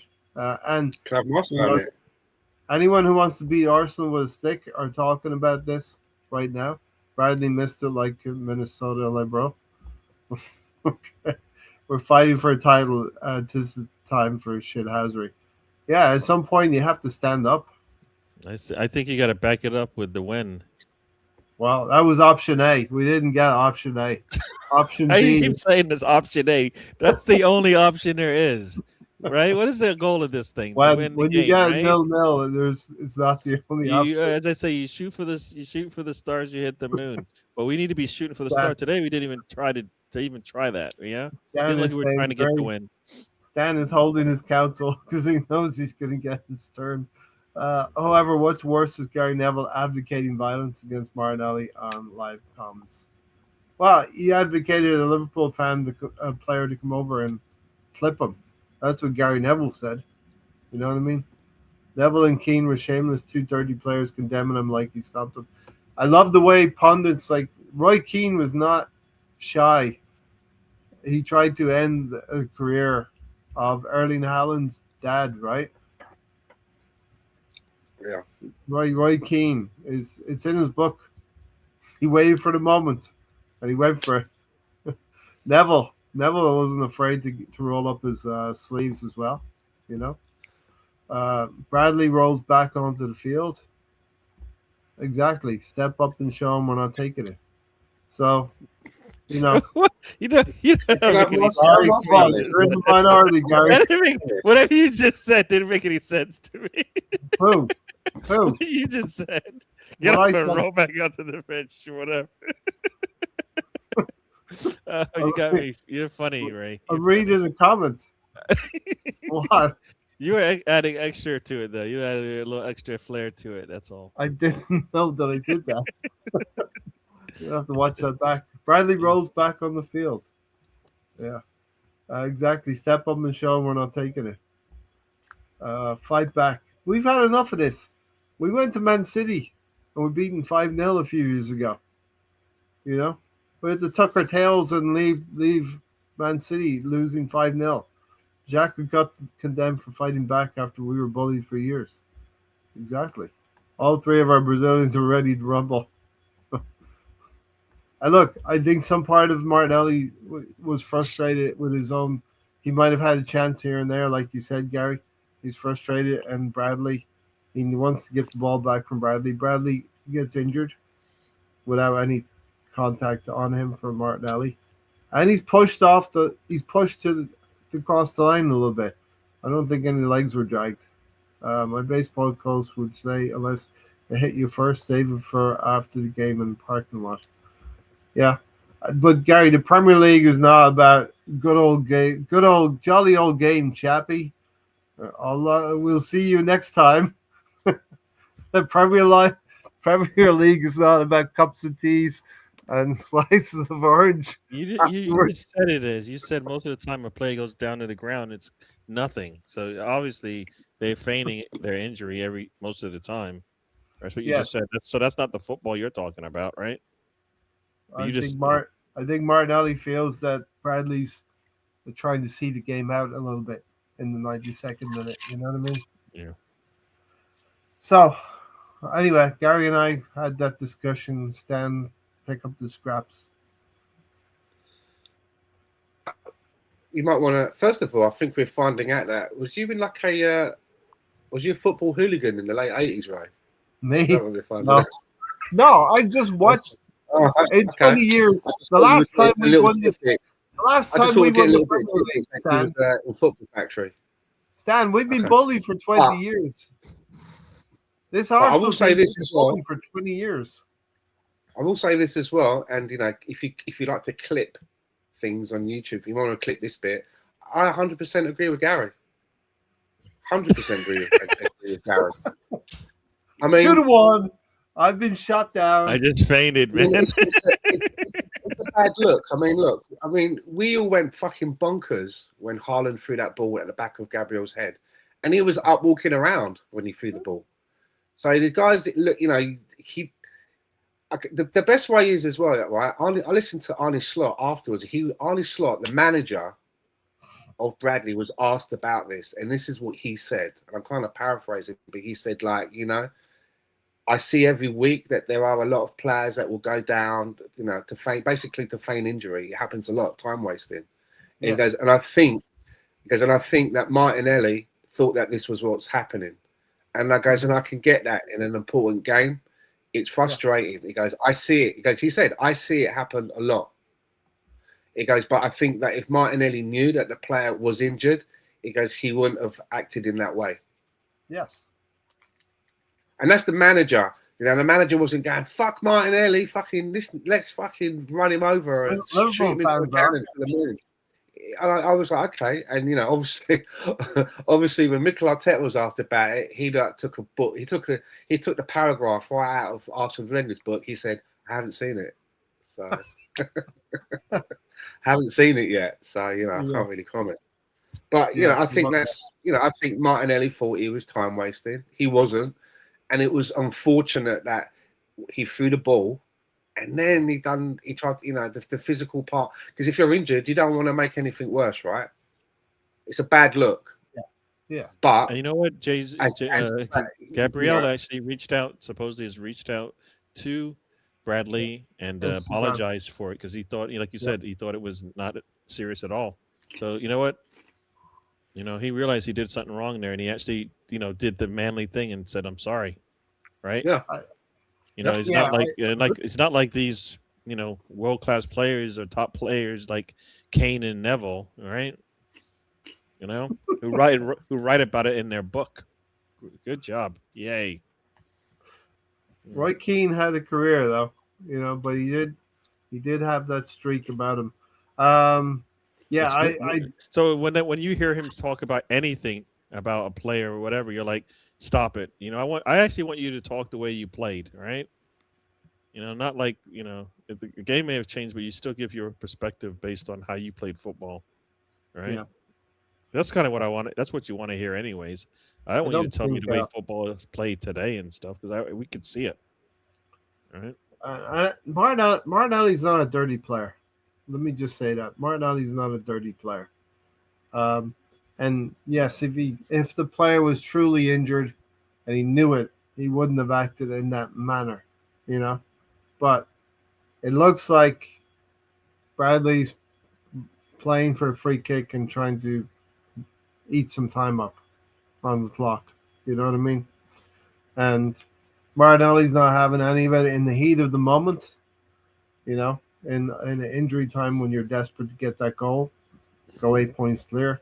He's pushing the player off the field, and then, you know, Liverpool players get involved, and there's a bit of a melee. And what was it? Gabriel Jesus was the other one, and McAllister and Allison was in there as well. You know, the usual suspects, right? But for me, 10 years ago, the other Arsenal players would have walked in the other direction and not backed up Martinelli, even if he was in the wrong. You know, you still want your teammates to surround you. You know what I mean? That's when you know that you're a team and you're in it together. You know what I mean? I wonder if some players are frustrated with the system of play. Declan Rice was right up for it, wasn't he? Oh, Declan. Did he get involved? I was getting, from what I could see, it was very animated and getting in there. Yeah, I mean, I think he's getting Konate to calm down, kind of thing. Yeah. You know, and both Konate and Martinelli got the yellows at that point, right? So, yeah. I just saw something. It said Kai Havertz did practice this morning, so I saw that. He's not ready to, I guess, to play, but he is practicing, so that's a good sign. Yeah. This is interesting from BX. I mean, I think we've all thought about this over the time that we've been following football, right? I wonder if some players are frustrated with the system of play, and you know, You come to realize as you get older and you follow more football, these players have been instructed to play in a certain manner, and they have to do that. It's not like they play free of any instructions. They'd like to maybe play free of instructions, but modern Yeah, this ain't football. jazz. It's not jazz, right? They can't just all be like doing their own thing. There's you know what I mean? There's a template. Declan Rice said that Yes. when he joined. It sounded like when he joined, they gave him like notes, which were like as big as a telephone directory. It's like, right, go back to the hotel, learn all of this. You're like, fucking hell, it's like massive. Well, you do like, wonder if right? professional footballers know that more often than not that this template will get you results and your win bonus or whatever, right? But deep down, they must say, "We're not playing good football, and I want to play more. I want to express myself a little bit more." You know what I mean? And that's probably the tough part. Is the But then the other side of the coin is we say that, but players invariably want to come to Arsenal, and the players that are at Arsenal, they don't look like they want to get away from the place. yeah. It seems to be conducive to what you want.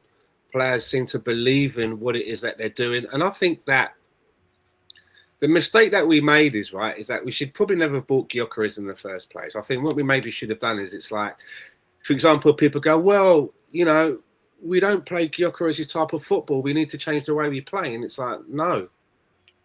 Because the way that we play at the moment has almost got us to the end of the line. We've just fallen short. So if we feel that we need to have something more up front, then that means we need to buy a player who is either as good as or better than Kai Havertz, because that's the template. That's how we play. Well, whoever that is, I'm just saying. Yeah. What I'm saying is, we obviously play better with this kind of a false nine, with someone that can come deep, start moves off, and get into the box and maybe finish them off.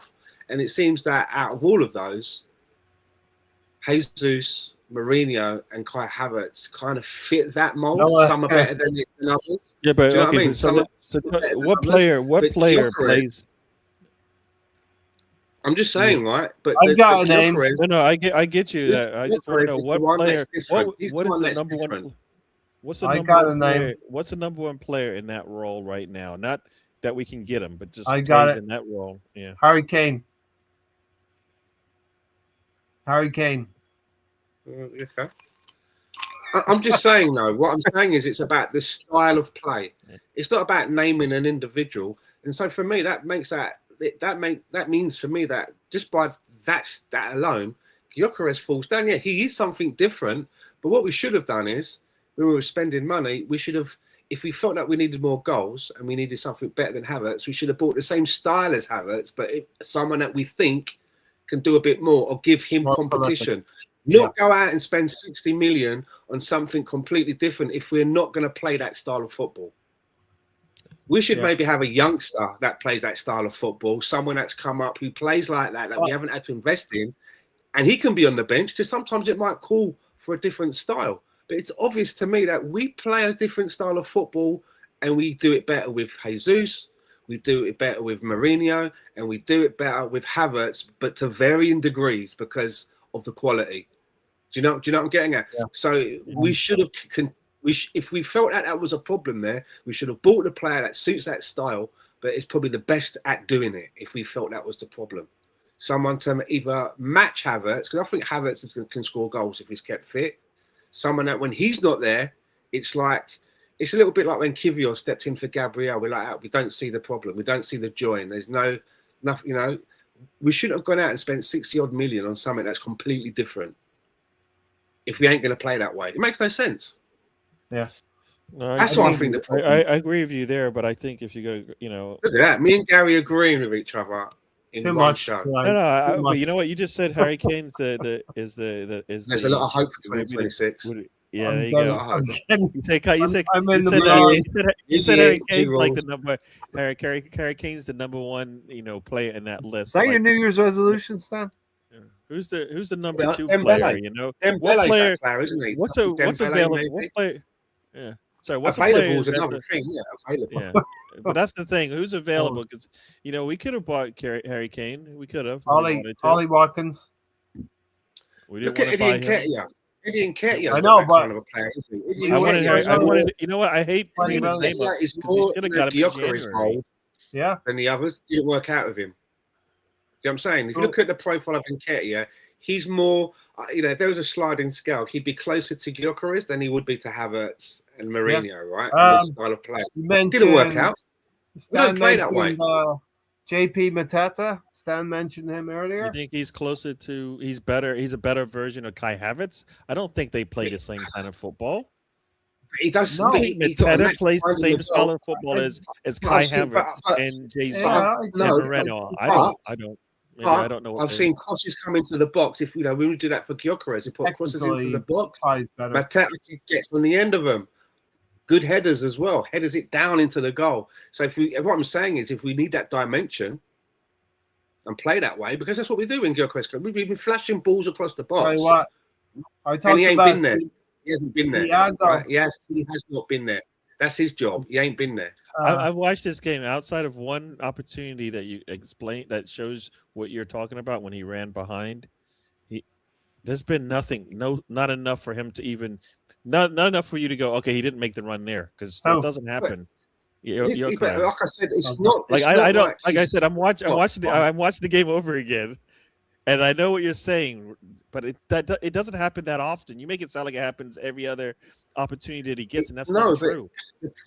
The It problem might is, happen if one he was time in coming- this entire game, and that's what we're going to dwell on. It doesn't happen a He's lot. got- He's not he getting. There's goes- not enough opportunity for a striker to make that significant of a difference in a game. He doesn't even. You don't even make that many opportunities for anybody. He's not much getting a less shot striker. off. It's not like he's having a shot and the goalkeeper's fingertipping it, or he's hitting the crossbar. He's not getting shots off. This game? Did you watch In this game? consecutive games. Have you in watched this game? Are consecutive- you watching it for the second time? Like I am? I guarantee you. I'm right, telling you, if you someone watched else it will one get time, shots you'd off. go, "There's no way a Yeah, striker right, is it's going movement. to get anything No. out of this game." So There's no way. Gary's It's not that asking, it's not that watch, easy. watch the game. Watch the game over Right. again. No, I'm telling everybody to do 8 that and then come touches. back and let me know. You're not going to see 8 a touches. style of football that helps any No. striker, much less Okay. the striker we got. I think right? that Brentford striker Thiago, who's second in the goal scoring charts, he'll go Yeah. somewhere next season. Maybe not in January, but he'll go somewhere in the summer. He'll go to a Premier League club. You know, there's players out there that are doing things. Gyökeres, hopefully he can score some goals Sunday. You know what I mean? Want to see that. What if we play a different formation tailored to players' strengths and not the manager's philosophy? That would be kind of groundbreaking there, BX. You know? And he did it. That's how he got an FA Cup. Yeah. So it's not like Yeah. he can't do it. We know he can do it. We've seen him do it. That's It's how he got an FA Cup. He played to the It's strength of his players. He didn't play. disturbing. It's disturbing that we haven't been started to play towards Gyökeres' strengths. Yeah, but I don't agree with that comment, right? Because you could say that I would say that the biggest manager that I've seen who is a culprit for what BX is saying is Amorim at Man United, where he's come into the team. He's not even before he even knows what's available. He's gone, I play like this. Here it is written there. I play with that formation, and we play like that. And then you look at your tools and you go, right, you're going to play like that. And it turns out they can't do it. And you're like, you know what? You're going to have to learn because I'm not going to play to your skills. I'm not going to play to your strengths. You need to somehow. I'm going to bend you to my will. And it went on for ages, didn't it? That three at the back. And it's like, okay, if you want to play that way, build towards it. Think, okay, let me see what I've got. These ain't the best players for that. So I need to gradually get players in until I can transition. But for now, because it's a success-based game, right? Football. For now, I'm going to use 4 at the back, 2 in the mid, whatever. But he was so stubborn. He had it all worked out before he even saw the squad, and that is ridiculous. Yes, especially when it wasn't working out week after week after week, and you're still doing it. It just comes. I think Pep Guardiola does that a little bit as well, but the players are better quality to adapt, and maybe it's all about identifying the right player. And listen, don't get me wrong, we needed a number 9 this summer, and we went and bought a number 9. But now You know what it is? It's up to the manager to make it work as well as anything. Square pegs and round holes seems to be going against the grain with what we have. So The question is, could we, the way that we play when Gyökeres is on the field, could we do exactly the same thing? But if you just took Gyökeres out, are there any other strikers that you could put in and it would be better? Or is it like, no, it doesn't matter who it is. If we play in that way, it's just not going to work. Do you know what I'm getting at? Is it the system or what the individual is capable of? Like, can we put someone else in there who plays more than 9 and they won't lose I've been possession? saying it all show. 42%, It's not the they'll lose striker. It's not Gyökeres. It isn't. If you Really? ask Kai Havertz to do the That's same really thing, differ. if you ask Kai Havertz to do the same thing that Gyökeres is being asked to do, it's going to look the same. This is where we differ. It's going to look the same. You're going to tell me that Kai Havertz does the something opposite to what Gyökeres does, but I believe Gyökeres you know what it is? You think it's the system? I think it's the quality of the player. I think that's where we are. I don't think Kai Havertz to do the exact same thing that Gyökeres is doing. It would look the same. It is not the player. I think it's the player, Gary. All right, we'll see when Kai Havertz comes back. I hope you see. We're not going to see the same football. You're going to see the results look different. That's the problem. You're going to go, oh, look, it works. But no, it's not working. It's different.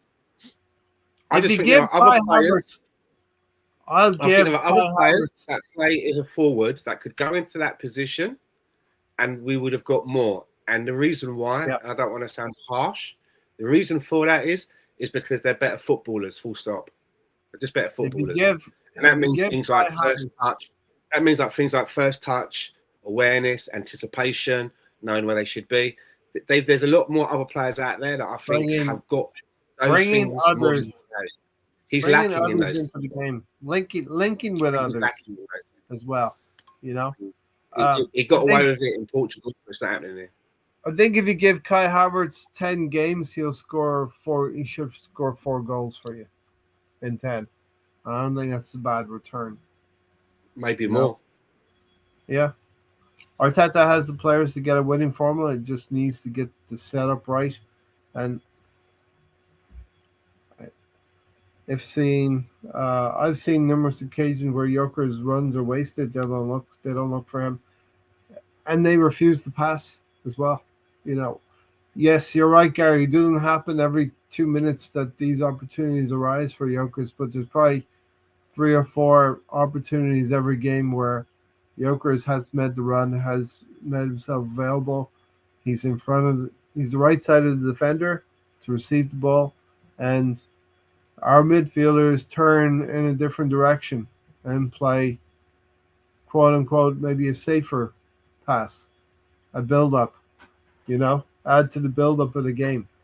I've seen Zubimendi do that, Odegaard do that, Arteta's been here so long we can't forget his humble beginnings. It's the system for me, says BX. We've seen post 2020 Alba, Laka, Jesus, now Gyökeres struggle in the system. Aubameyang scored pretty many goals. Not as many as a striker, right? Yeah, from the left, he was better from the left, technically, right? So it's the striker we're talking about, that striker position. Maybe you don't need a striker. Maybe we just play. Come on, Stan. I know you like to hear this. Why don't we just play 2 at the top? He'll come right back. Come on, Stan. Stan, you hear 4-4-2. He's giggling over there. You want to smile, don't you, Stan? What happened? I heard my name. Oh, what happened? Like he doesn't know.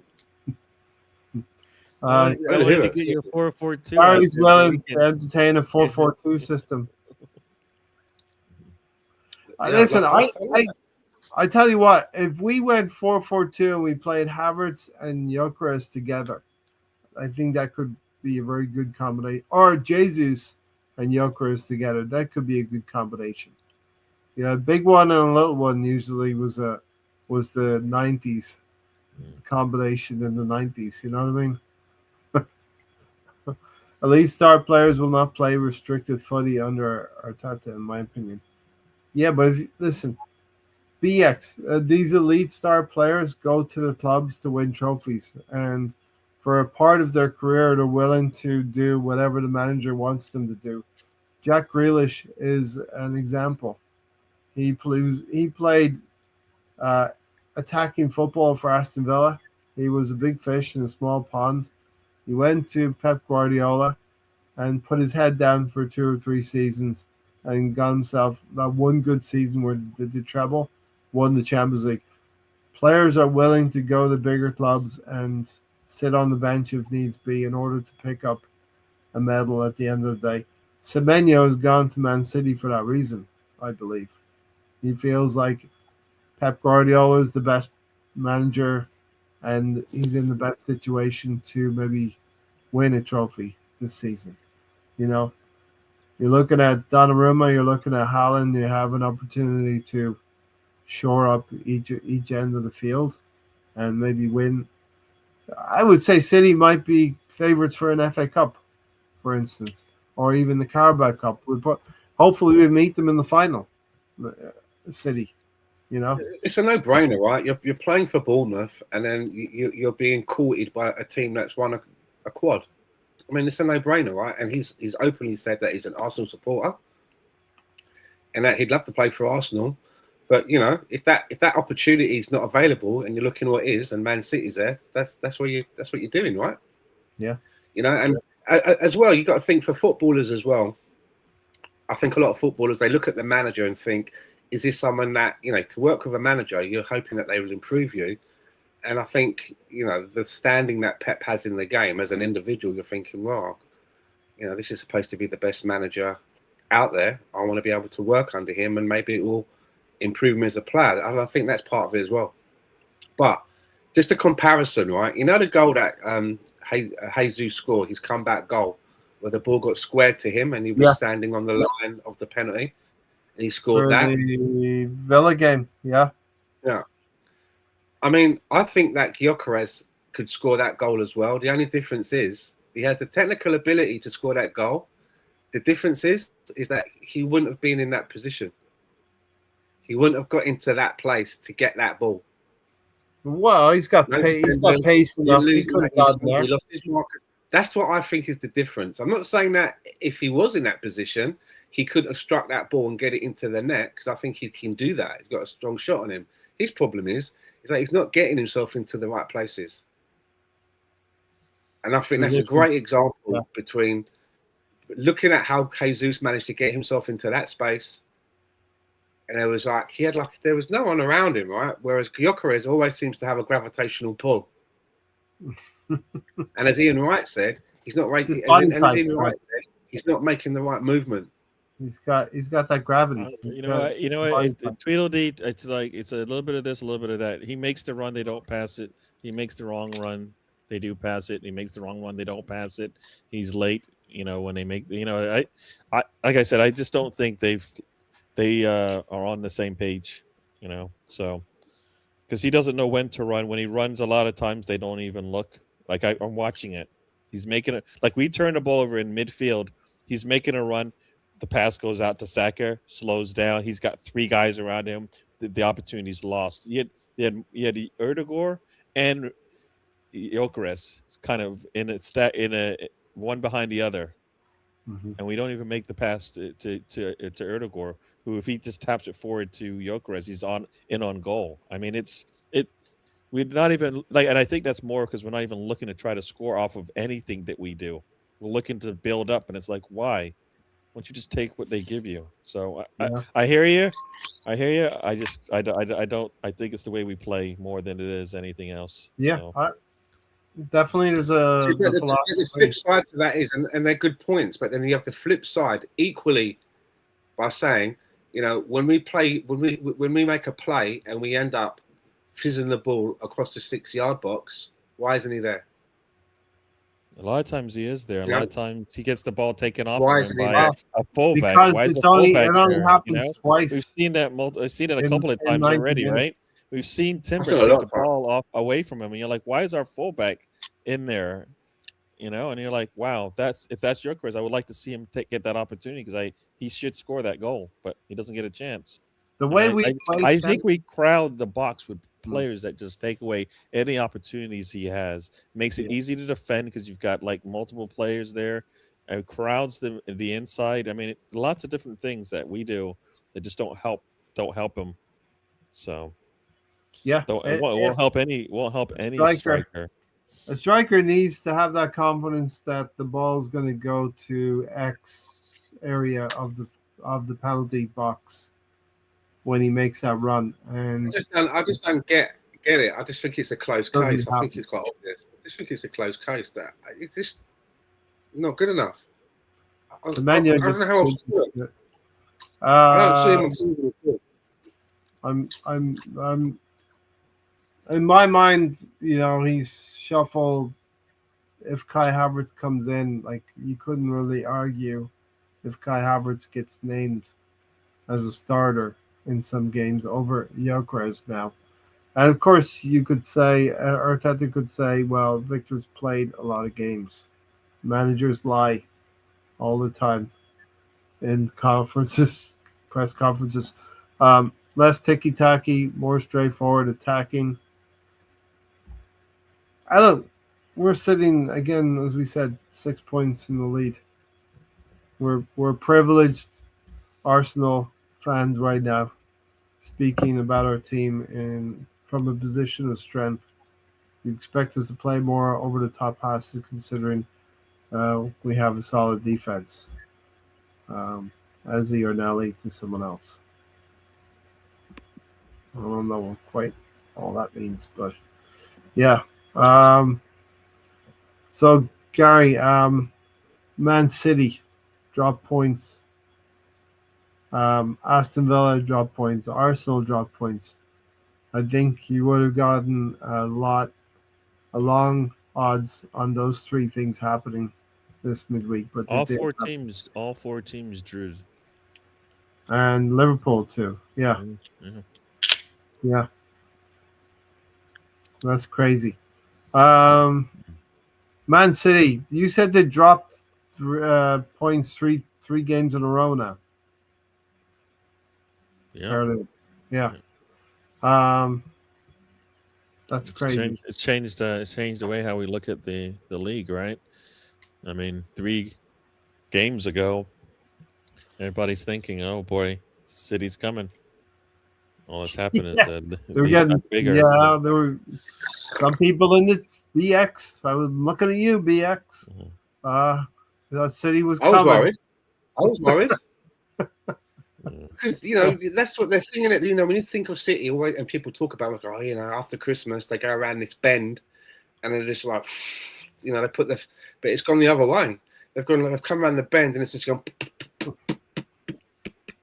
It's not the usual crisp, sleigh ride that they usually have, and so far, we've been able to capitalize, and I'd like to think that we can increase a 6-point lead, but if we give that, it's not going to be pretty. If we give that away, pretty. Yeah, it's not going to be pretty. No. They've dropped points in 3 straight matches and only 6 points behind. Well, drop points means they've been drawing games, BX, and we've been winning games. So the difference is 2 points net each round. You know what I mean? So it's not like a win and a loss. That's a 3-point difference. No way Amarim gets the better out of Gyökeres or Glasner gets the best as Arteta has stars and isn't getting the best out of him. They still have more goals than us and look dangerous still. Man City, I don't know. I said it. I've been saying it for the last couple of weeks. Respect who City are, but no, they're not the team they were 2 seasons ago or 3 seasons ago. They have decent players, and maybe Semenyo hits the ground running. He's been tearing it up, but I don't know. We've seen a lot of times we've seen players get the move, and they don't quite look the same in different colors. They've got an abundance of players on the wings, though, haven't they? Already? What? They already have an abundance of players on the wings, right? They use Foden, Silva. They use Silva, Doku, Savinho. Turkey. I mean, it's going to put someone's Turkey. It's going to put someone's nose out of joint. Yeah. Uh-huh. You know, and for That's why me, their problems seem to be in their defence. If you just make a comparison between their competition, which is us, our defence and theirs, theirs needs surgery. But they're still fucking around with, like, you know, outfield trinkets and shiny new toys. And I'm not sure whether that was the move. Yeah. For them. I think it could actually cause some problems. I mean, it'd be great if Gahey says, "No, I'll just wait for Arsenal." Yes, well, I want to talk about that tonight. So let's. I heard about that. You as well. mentioned Is that for real? Mark. So he gets more money probably if he just waits it out because he doesn't have to. There's no transfer fee, right? He's talk about it, Gary. On a free. No, I mean, like if we're not gonna go out there and get the players I want, go get Gahey. They want him anyways. Supposedly that's the rumors that Arsenal wants Gahey anyways. They've been talking to him about coming. So if he wants to come and is willing to leave, you know, why not just in January or the summer? Whatever's required to get him, I think, is what we should do. Right? What's it like if you have the opportunity to get a player to help you on a championship run, then you do it, right? It's crazy. 40 million. He's worth more than 40 million. But because of the contract to that, you could probably get it for 40 million, right? That's an opportunity.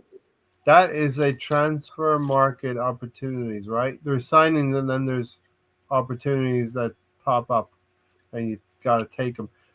Looking at Liverpool could have had maybe tried to get him in the summer. It was always going to be difficult. But where's he playing? Where's he playing? Left. Well, he's a left center. They wanted to get him for the summer. What they have a plan? I don't know what the plan is, right? Arsenal want to get him this summer, right? But it's back up to Gabriel.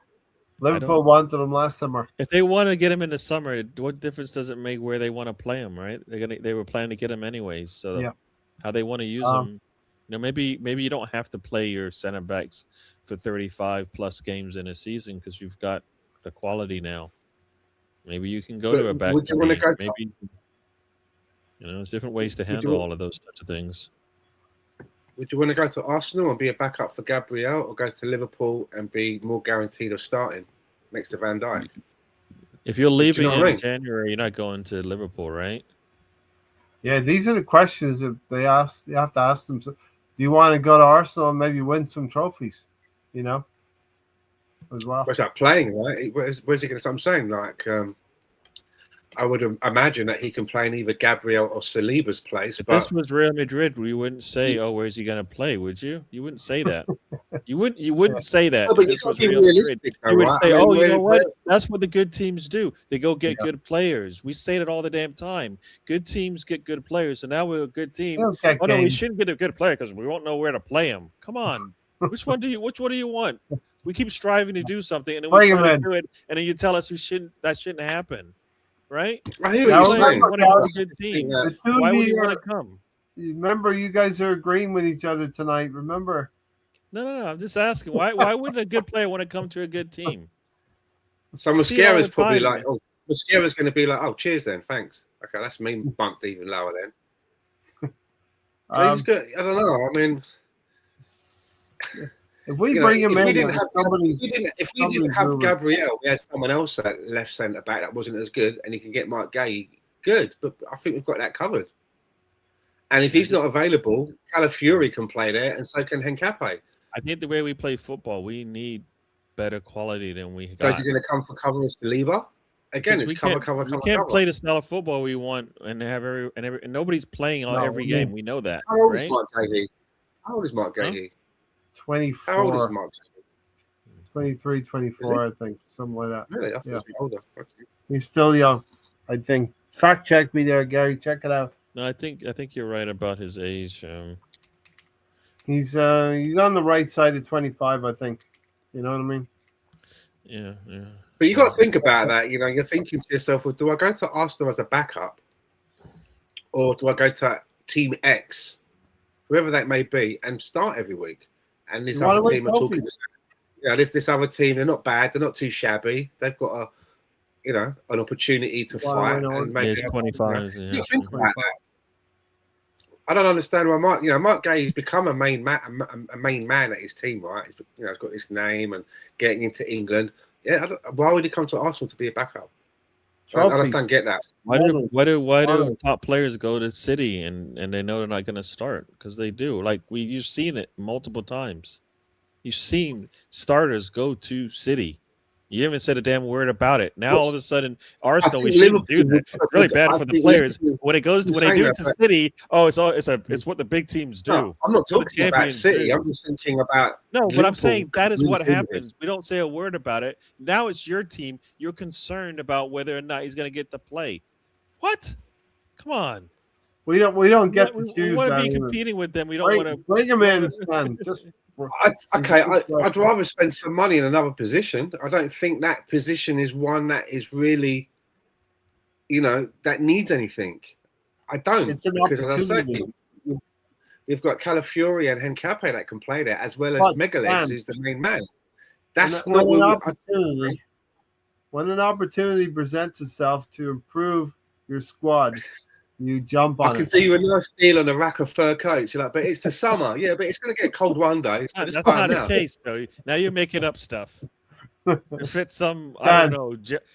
That is not the problem. We could deal with more defenders. They're dropping like flies. We've had to rotate all of our back line. I think it will be okay. I think they'll play football. I think they'll be bringing in a good player. We've lost everybody on our back line. Every one of them. Augment our squad is a good thing. And we're sitting top of the league. And you're telling me, okay, if you add another defender, that might be a problem. No, I think that'd be okay. It's no bad thing. I understand, like, what is our priority? I think we want better attacking, right? Whatever it is, we need a better creator. We need a different type of striker who's a Kane type striker, right? Which don't exist, right? I want to get back to playing. Remember 2 years ago, when coming into this time of the year, we were playing teams off the field.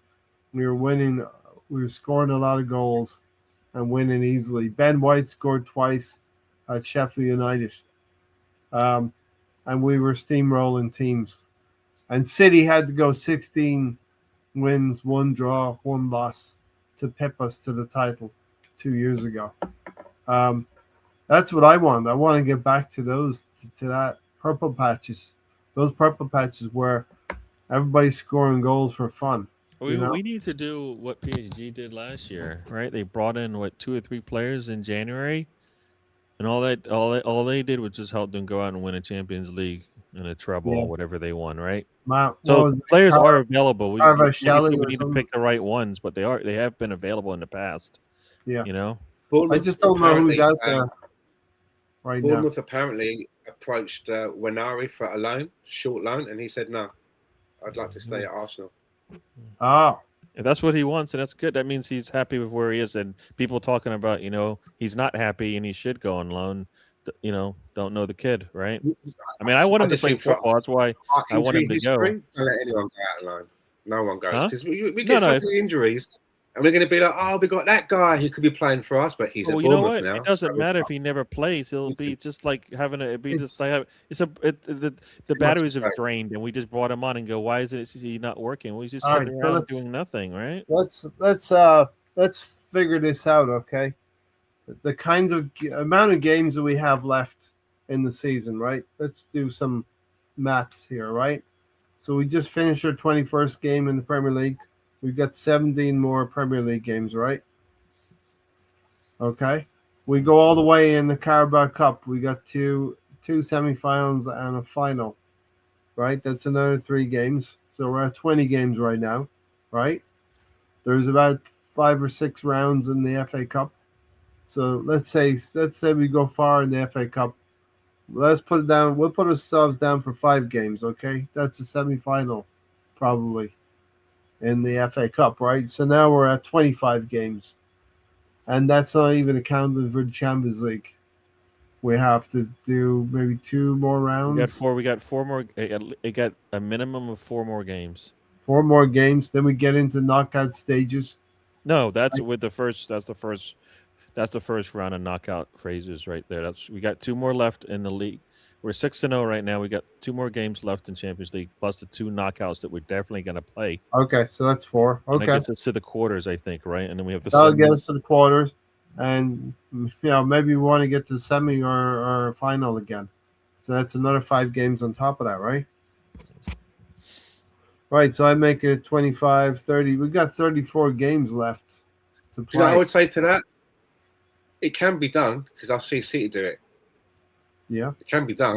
It We can have be the done. squad for it. We have the squad for it, and You it's a know, matter of doesn't mean it we will, but it can be done. So, Yeah. you know, So now done we're before. going to go. These next 4 games are going to be full pelt into those competitions, right?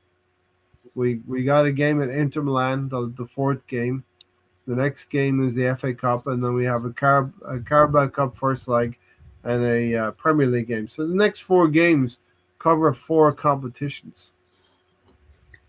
You get to know a little bit about the manager as well because you'll get to see, you know, if they're going to be rotation. Is he the sort of manager that likes to start your big hitters and, you know, in a Carabao Cup game, and if we're doing well, then you take them out and bring in some of the second string? Or is he one of those that likes to start the second string and have the big hitters on the bench that have to come off the bench and get us out of shit? And a lot of the times it does seem like the latter that he prefers.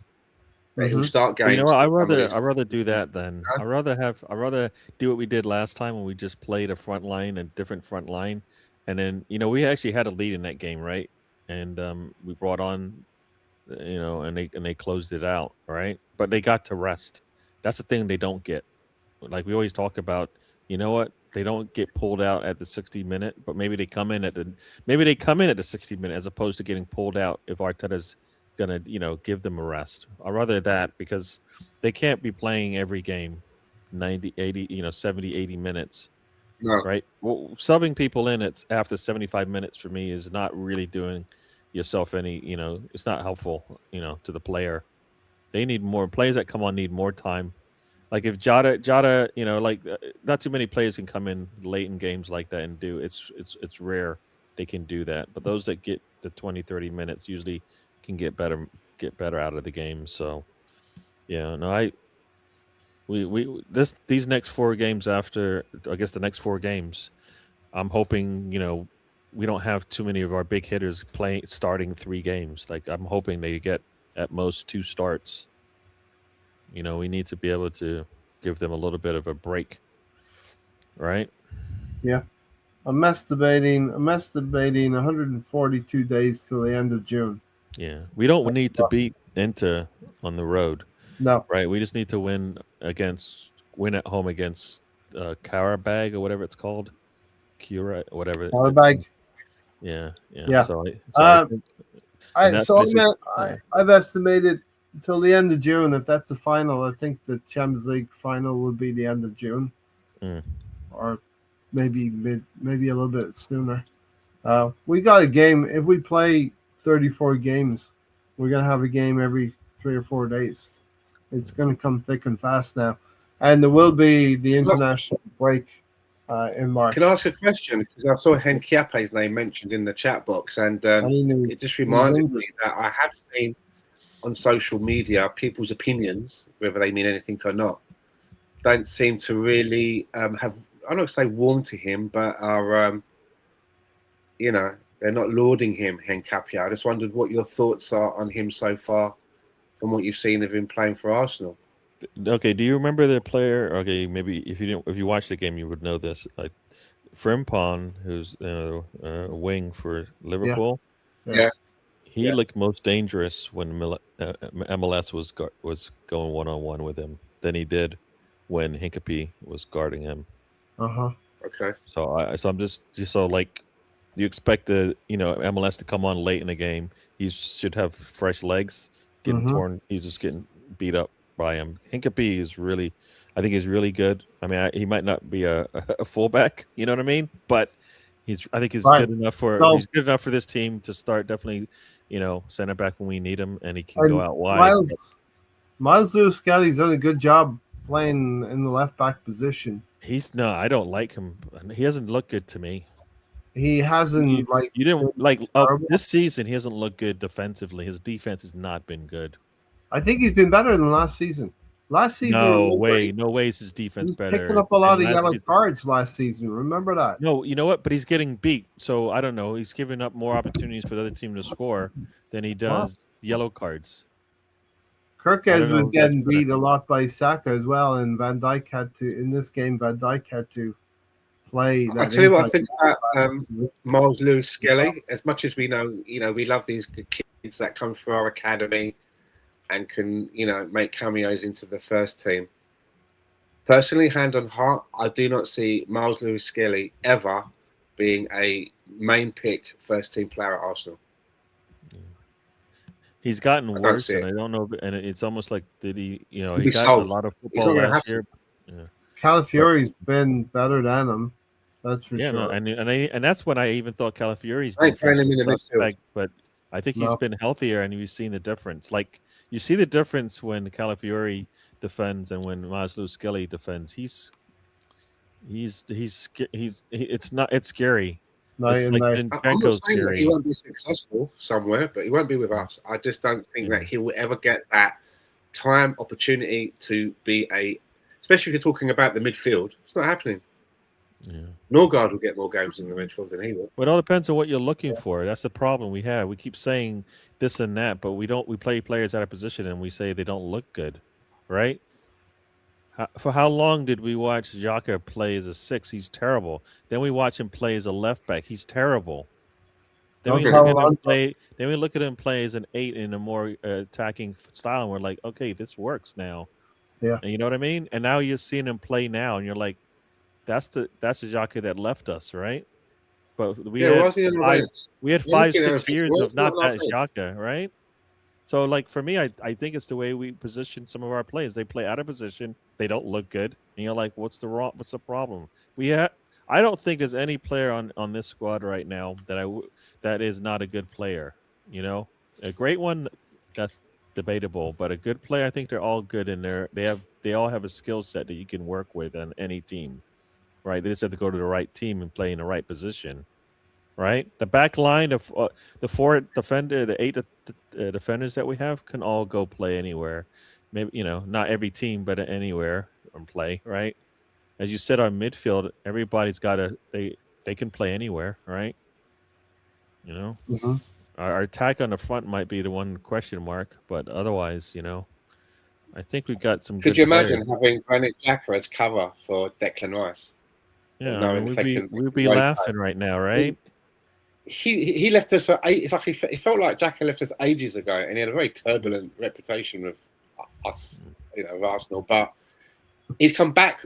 He's gone off, and he's come all the way back to the Premier League, and he's living in Sunderland. It's like he could have still been playing. For That's the Arsenal in problem. some That's the capacity. thing. The whole like I need Yeah, to go back to Germany for this and that, and he's like, well, and then 2 2 years you're seasons? back here, so Yeah. it wasn't about Sunderland? Germany, was it? Right? And it's not like Yeah. and he's making less money, so he left, went Yeah. to Germany. I know he got success there and everything. He might be getting paid pretty well at Sunderland. He- I don't know Not exactly. anywhere near what he's getting at Arsenal. If he was No. still here and he's still I don't considered know. one of our leaders, are you kidding me? I'd No just No privy way to he's like- getting this. close to that money. I don't know. I'm not privy to Sunderland these can't things. afford but that much money to. No, he's not. He's not making as much money. I as he would at say, Arsenal. without knowing what I'm talking about, but I would say. I don't know Gary's crap, like, but I'm going to give you. I'm So gonna what's tell you how different things here? should have Gary's been. like, so what's different in this I situation? know. Why are you telling me something we already know? You don't know anything. Without knowing what I'm talking about, Gary, Granit Xhaka is probably getting the premium, the biggest contract. He's probably getting the most money at Sunderland. Supposedly his salary is 110. What was he getting at Arsenal? A lot more than that. Okay, fair enough. Yeah. He was getting a lot. I more than that. know. think- Sunderland's not the size of club that Arsenal is. yeah. I would have thought that, yeah, okay. He likes to play football. There are professionals out there who He don't was want to making hang the boot. supposedly Up. 120 when he left. So he's So if getting he would have almost been here for 2 years, he would have been making closer to the 150 if he stayed, right? yeah. And So the project in Germany probably attracted him as much as anything. Working with Xavi Alonso, right? Who's having a torrid time at Real Madrid right you know now. who makes 120 at our team?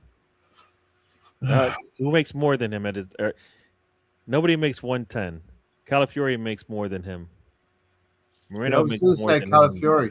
Noni Madueke makes even lots more than him. You know, these are players that Jurian Timber is the only player that makes less than him. That's like a Nobody crime, said right? it was a fair. Nobody said it was Zubimendi makes less than him, but salary. like we're Nobody getting said it was some of our, salary equitable. some of our starters aren't even they're making like a quarter of what some of our what Don't some of our start players are Stan making. off on this because he'll come around the Kai Havertz and Gabriel Business. Jesus. Yeah. Mazda Kelly's way better than Willock, Chamberlain, Nelson, and all the other nearly men. Listen, Gyökeres is on 200. Gyökeres is on 200 grand a week. Mm-hmm. Yeah. He's So- on the that's big. And that's supposed to be, and that's more than what Saka is making right now. how much are his 5 goals worth? You know what I mean? Hasn't So Saka had a new divided up. contract yet? I thought he was getting like a They haven't 300. announced anything yet, but supposedly it's happening. Okay. It's going to happen, but 300, right? Something like that, I heard. I don't know, but supposed to be the top in the team. I mean, need to unlock. that's fair enough, though, right? It's fair enough. You know, you give him that. It's a longer contract. We don't have to deal with you now for a few more years, right? That's that done. You know. We need to unlock the key to what's going on up front with Trossard, Gyökeres, Saka, Odegaard. We got a lot of talent on the field, and Mikel Arteta has to make it. I think we're gonna all agree on this, right? He's got to make it work or start making it work.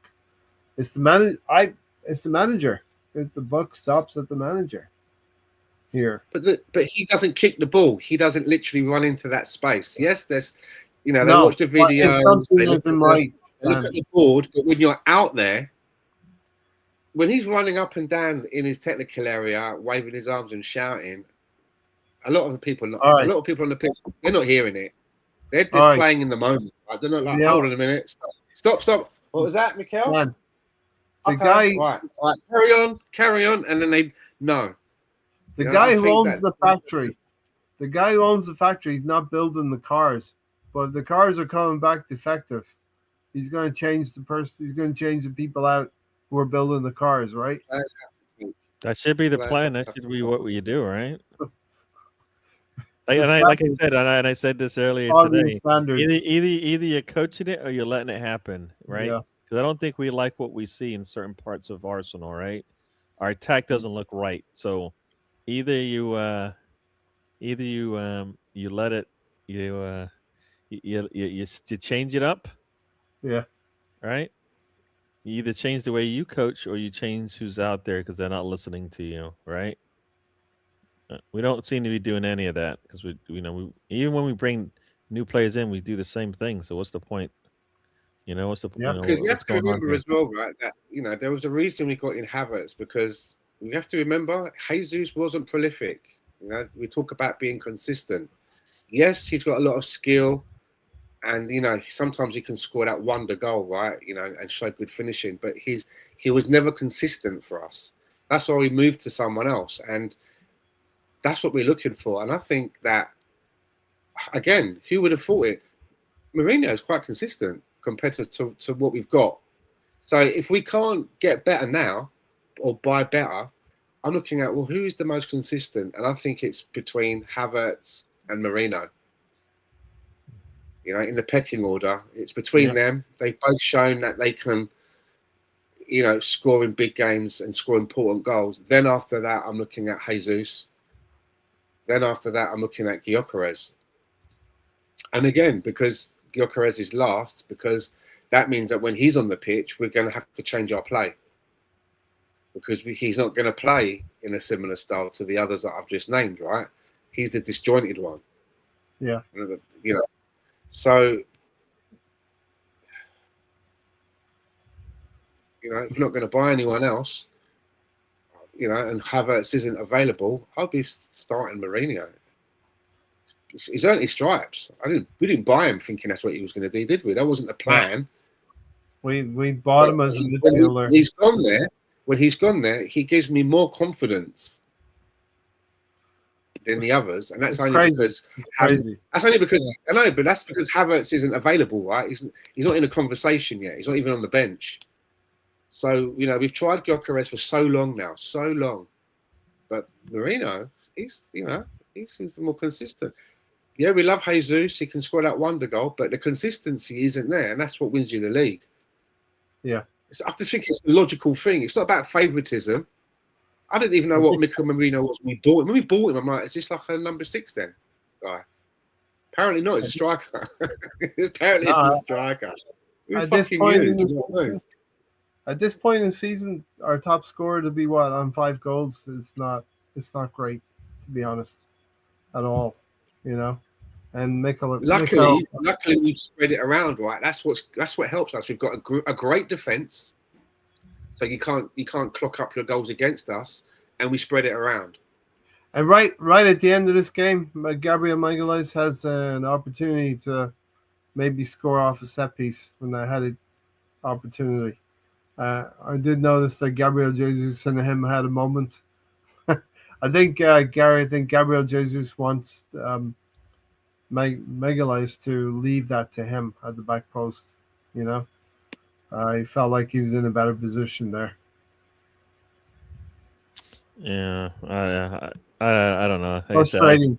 It is frustrating to end the night after winning 5 in a row in the league. To end the night with a point against Liverpool, but now we're in a position where, like I said, we face up to 4 different competitions in the next 4 games, and we keep our season ticking along nicely if we can obviously send the second team, a heavily rotated team, out, Gary, on Sunday in the FA Cup. Yeah, it's uneven where he is healthy and where he should definitely at the least be on the bench, right?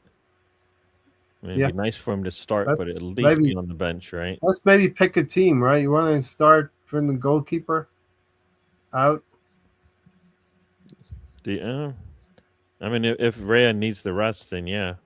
But I mean, it's more the outfield players that would need. Yeah. Mazu Skelly plays left back, probably. We just mentioned him. Kepa plays goalkeeper. I don't know. We say Hincapi was maybe dodgy right now. Calafiori's dodgy. So maybe Gabriel needs to continue with Saliba at the back. Right back, Ben White comes in right back. Is he healthy? Is he actually on the bench? He was on the bench tonight. So we give Timber a break. Timber's looked, like he's had a heavy workload this Christmas fixtures, right? Yeah. Norgard comes in. If Calafiori and Mascara out, that means we're down to 6. So 2 players are playing on our back line, right? Yeah. So only 2 You're going for a complete overhaul. Me, I'm going for pretty heavily rotated. I'd go. We're not on the back. We're not going to do it on the back line for sure, right? I don't know if Nicole does that. I know I would maybe do that, but I don't know if he does that. I mean, he's done it. Right? We rotated 9 players. We rotated 9 players in the. I think he'll still start Rice. I don't think he's going to start Norgard. Rice or Zubimendi, one of them should get a break. Pick one. Rice. You're right. One of those 2 should get a break for sure. As they come defensively, I don't think Portsmouth is going to give us much of a challenge, right? Yeah. They shouldn't, right? No, shouldn't. Well, I mean, we should be able to handle them with whatever we do defensively, right? All right. I'd stick with Gyökeres, see what he can do. Get a goal or 2 for confidence, right? Madueke on the right, and I'd probably stick with Martinelli, maybe Trossard, one of the 2, Martinelli. For me, with Gyökeres for this game, this is the game where, again, I don't know how I would say it to him, but this is the game where I'm saying to him, in this game, your performance is going to determine whether you get picked for the next game in the league. It's up to you. Yeah. Do you know what I mean? It has to be that. There's no more free passes. If he stinks the place out in this game, I don't see why he should be rewarded. But to start the next league game, because he's had a lot of game time, and we're giving him this one, and I think it would probably be worse to drop him. Right? I don't think we should start with someone else, even though he's not had a good run up. I would still start him and give him the chance. Yeah. If you don't start him, he's like, well, I reckon I could have got a couple of goals in that, but we'll never know now because he didn't start me. Start him, and if he doesn't know, you can always take him off. Well, you know what? That all depends on what you want. You can always take him off at half time. Who do you want starting against Chelsea away? Yes, that's what I was getting to. Heavily rotate Sunday. Is who's available? Who's available? Everybody. Same players that are available today. So no Havertz. I'll make it easy. Kai Havertz did practice, but do you think Kai Havertz is going to start against Chelsea? No. If we're bringing him, I don't think he's going to start. He'll be on the bench if he's anywhere, right? But who's your starting striker if you have to play Portsmouth and Chelsea one after the other? I think in the Chelsea game, I would start if Havertz is available. I would start with Marino, with a hope that the game's in a position where I can bring in Havertz to get minutes against Chelsea. No, and you're playing. Now you're talking about degrading the FA Cup. The EFL Cup, right? Yeah. No, we're not going to do that. Chelsea. We have Chelsea. Consistency. Hold on. Chelsea are in transition. They're in transition with a new caretaker manager, so they're going to get a bit of a bump. This Chelsea team are going to get a bit of a bump. They have lost. Maresco's been sacked, right? So they're going to put a lot of their effort into this Carabao Cup semi-final in order to get to a final. And look, over the years, Chelsea have gotten to the final a few times. You know, I think they've been in two finals. What? Right now, from what I've seen, that's my pick. With what's available and fitness, my pick to start is Marino. He's just more consistent. I like what Gabriel Jesus can do, and he's got those good technical goals in him, but they're just not consistent enough where Marino is. And it doesn't seem to disrupt.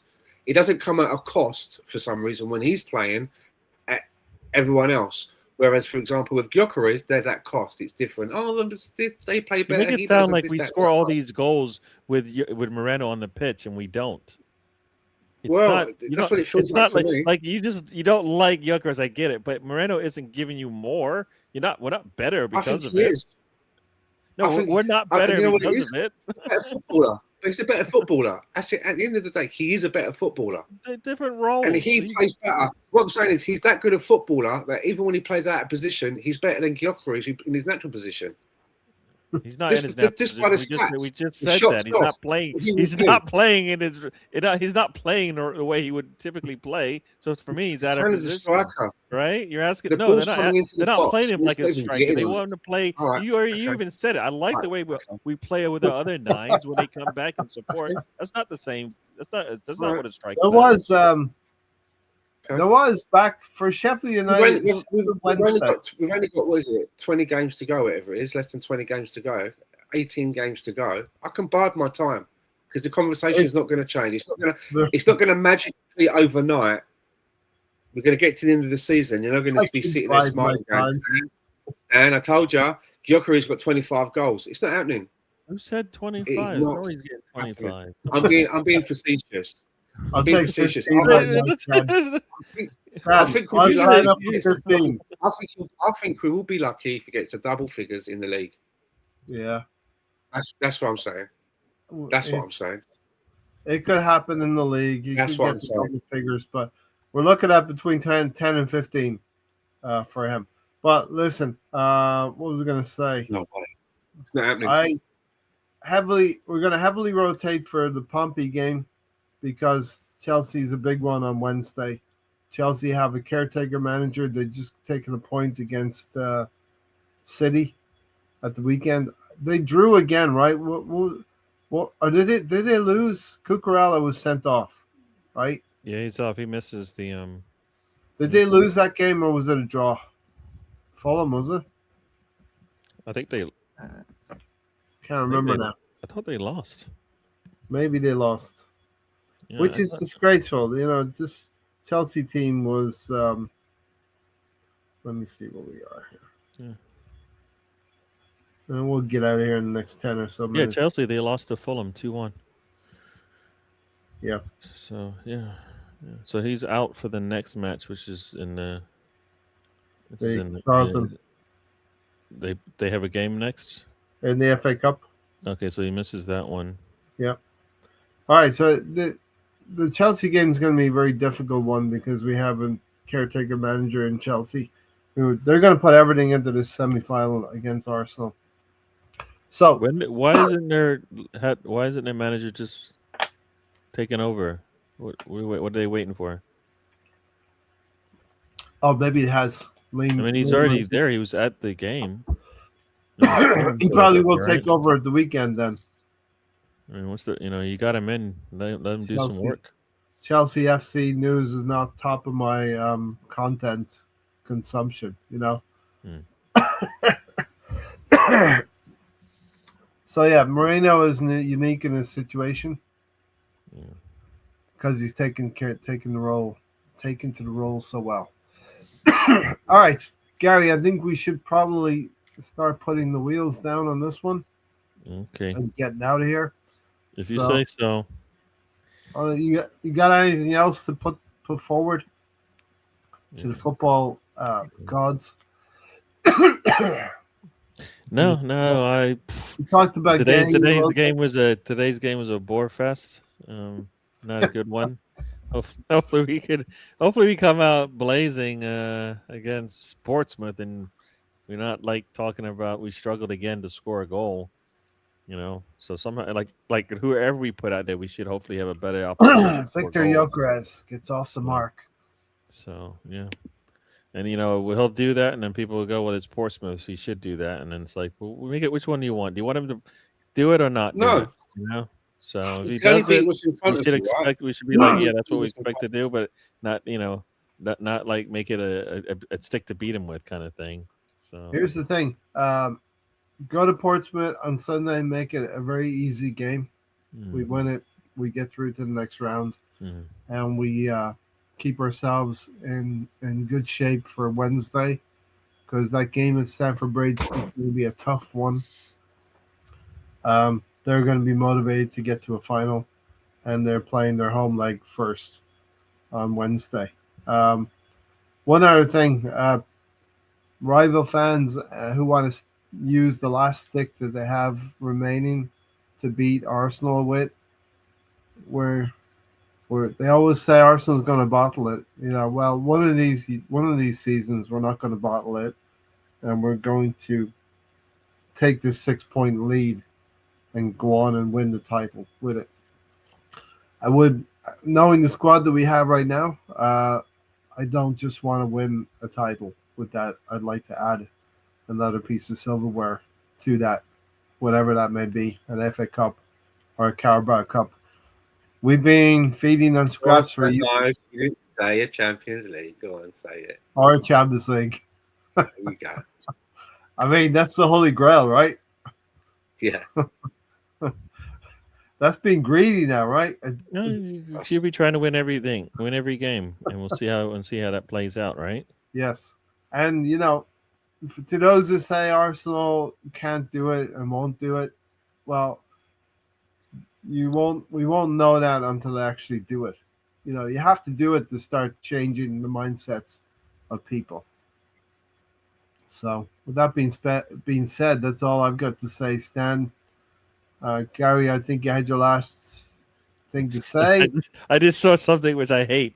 We turn the ball over in midfield, and Erdegaard decided I'm going to go back to Rice instead of turn 180 degrees and maybe go up the pitch and attack. Yeah, I don't know.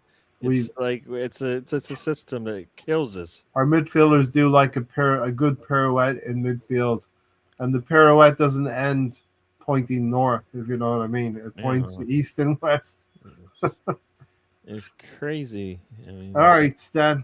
get the last word in here, and we'll get out of here. Thanks everybody for watching tonight live, and those who will watch with their Weetabix in the morning. Talking about you, Gunnar Glenn, if you're watching. Shout out to you. Stan. Yeah, I think I'll just end how I started, really, and that is if you can't win, don't lose. And we didn't lose today. Yeah. That was short and sweet. That's it. All right. It.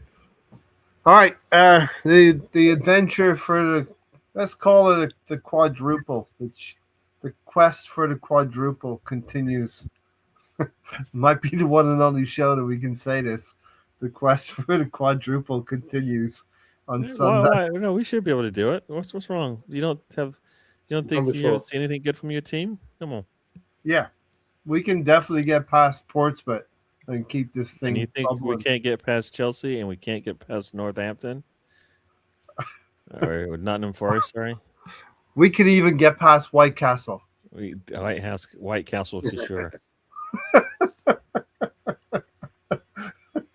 Or Newcastle, whatever the hell they're called it. Yeah, you know. Thanks for dropping by tonight. Yeah, thank you for having me. Stan's been great being on there. We agreed on a couple of points, and we didn't agree on like 120 points, but that's all right. 2026. That was Stan's New Year's resolution. What, to agree with me on some stuff? At least a couple of things, yeah. So is it over now? Is that it? You done too? 3 per show. Take care, everyone. We'll see you on the next one. And we're out of here. Yeah. Later.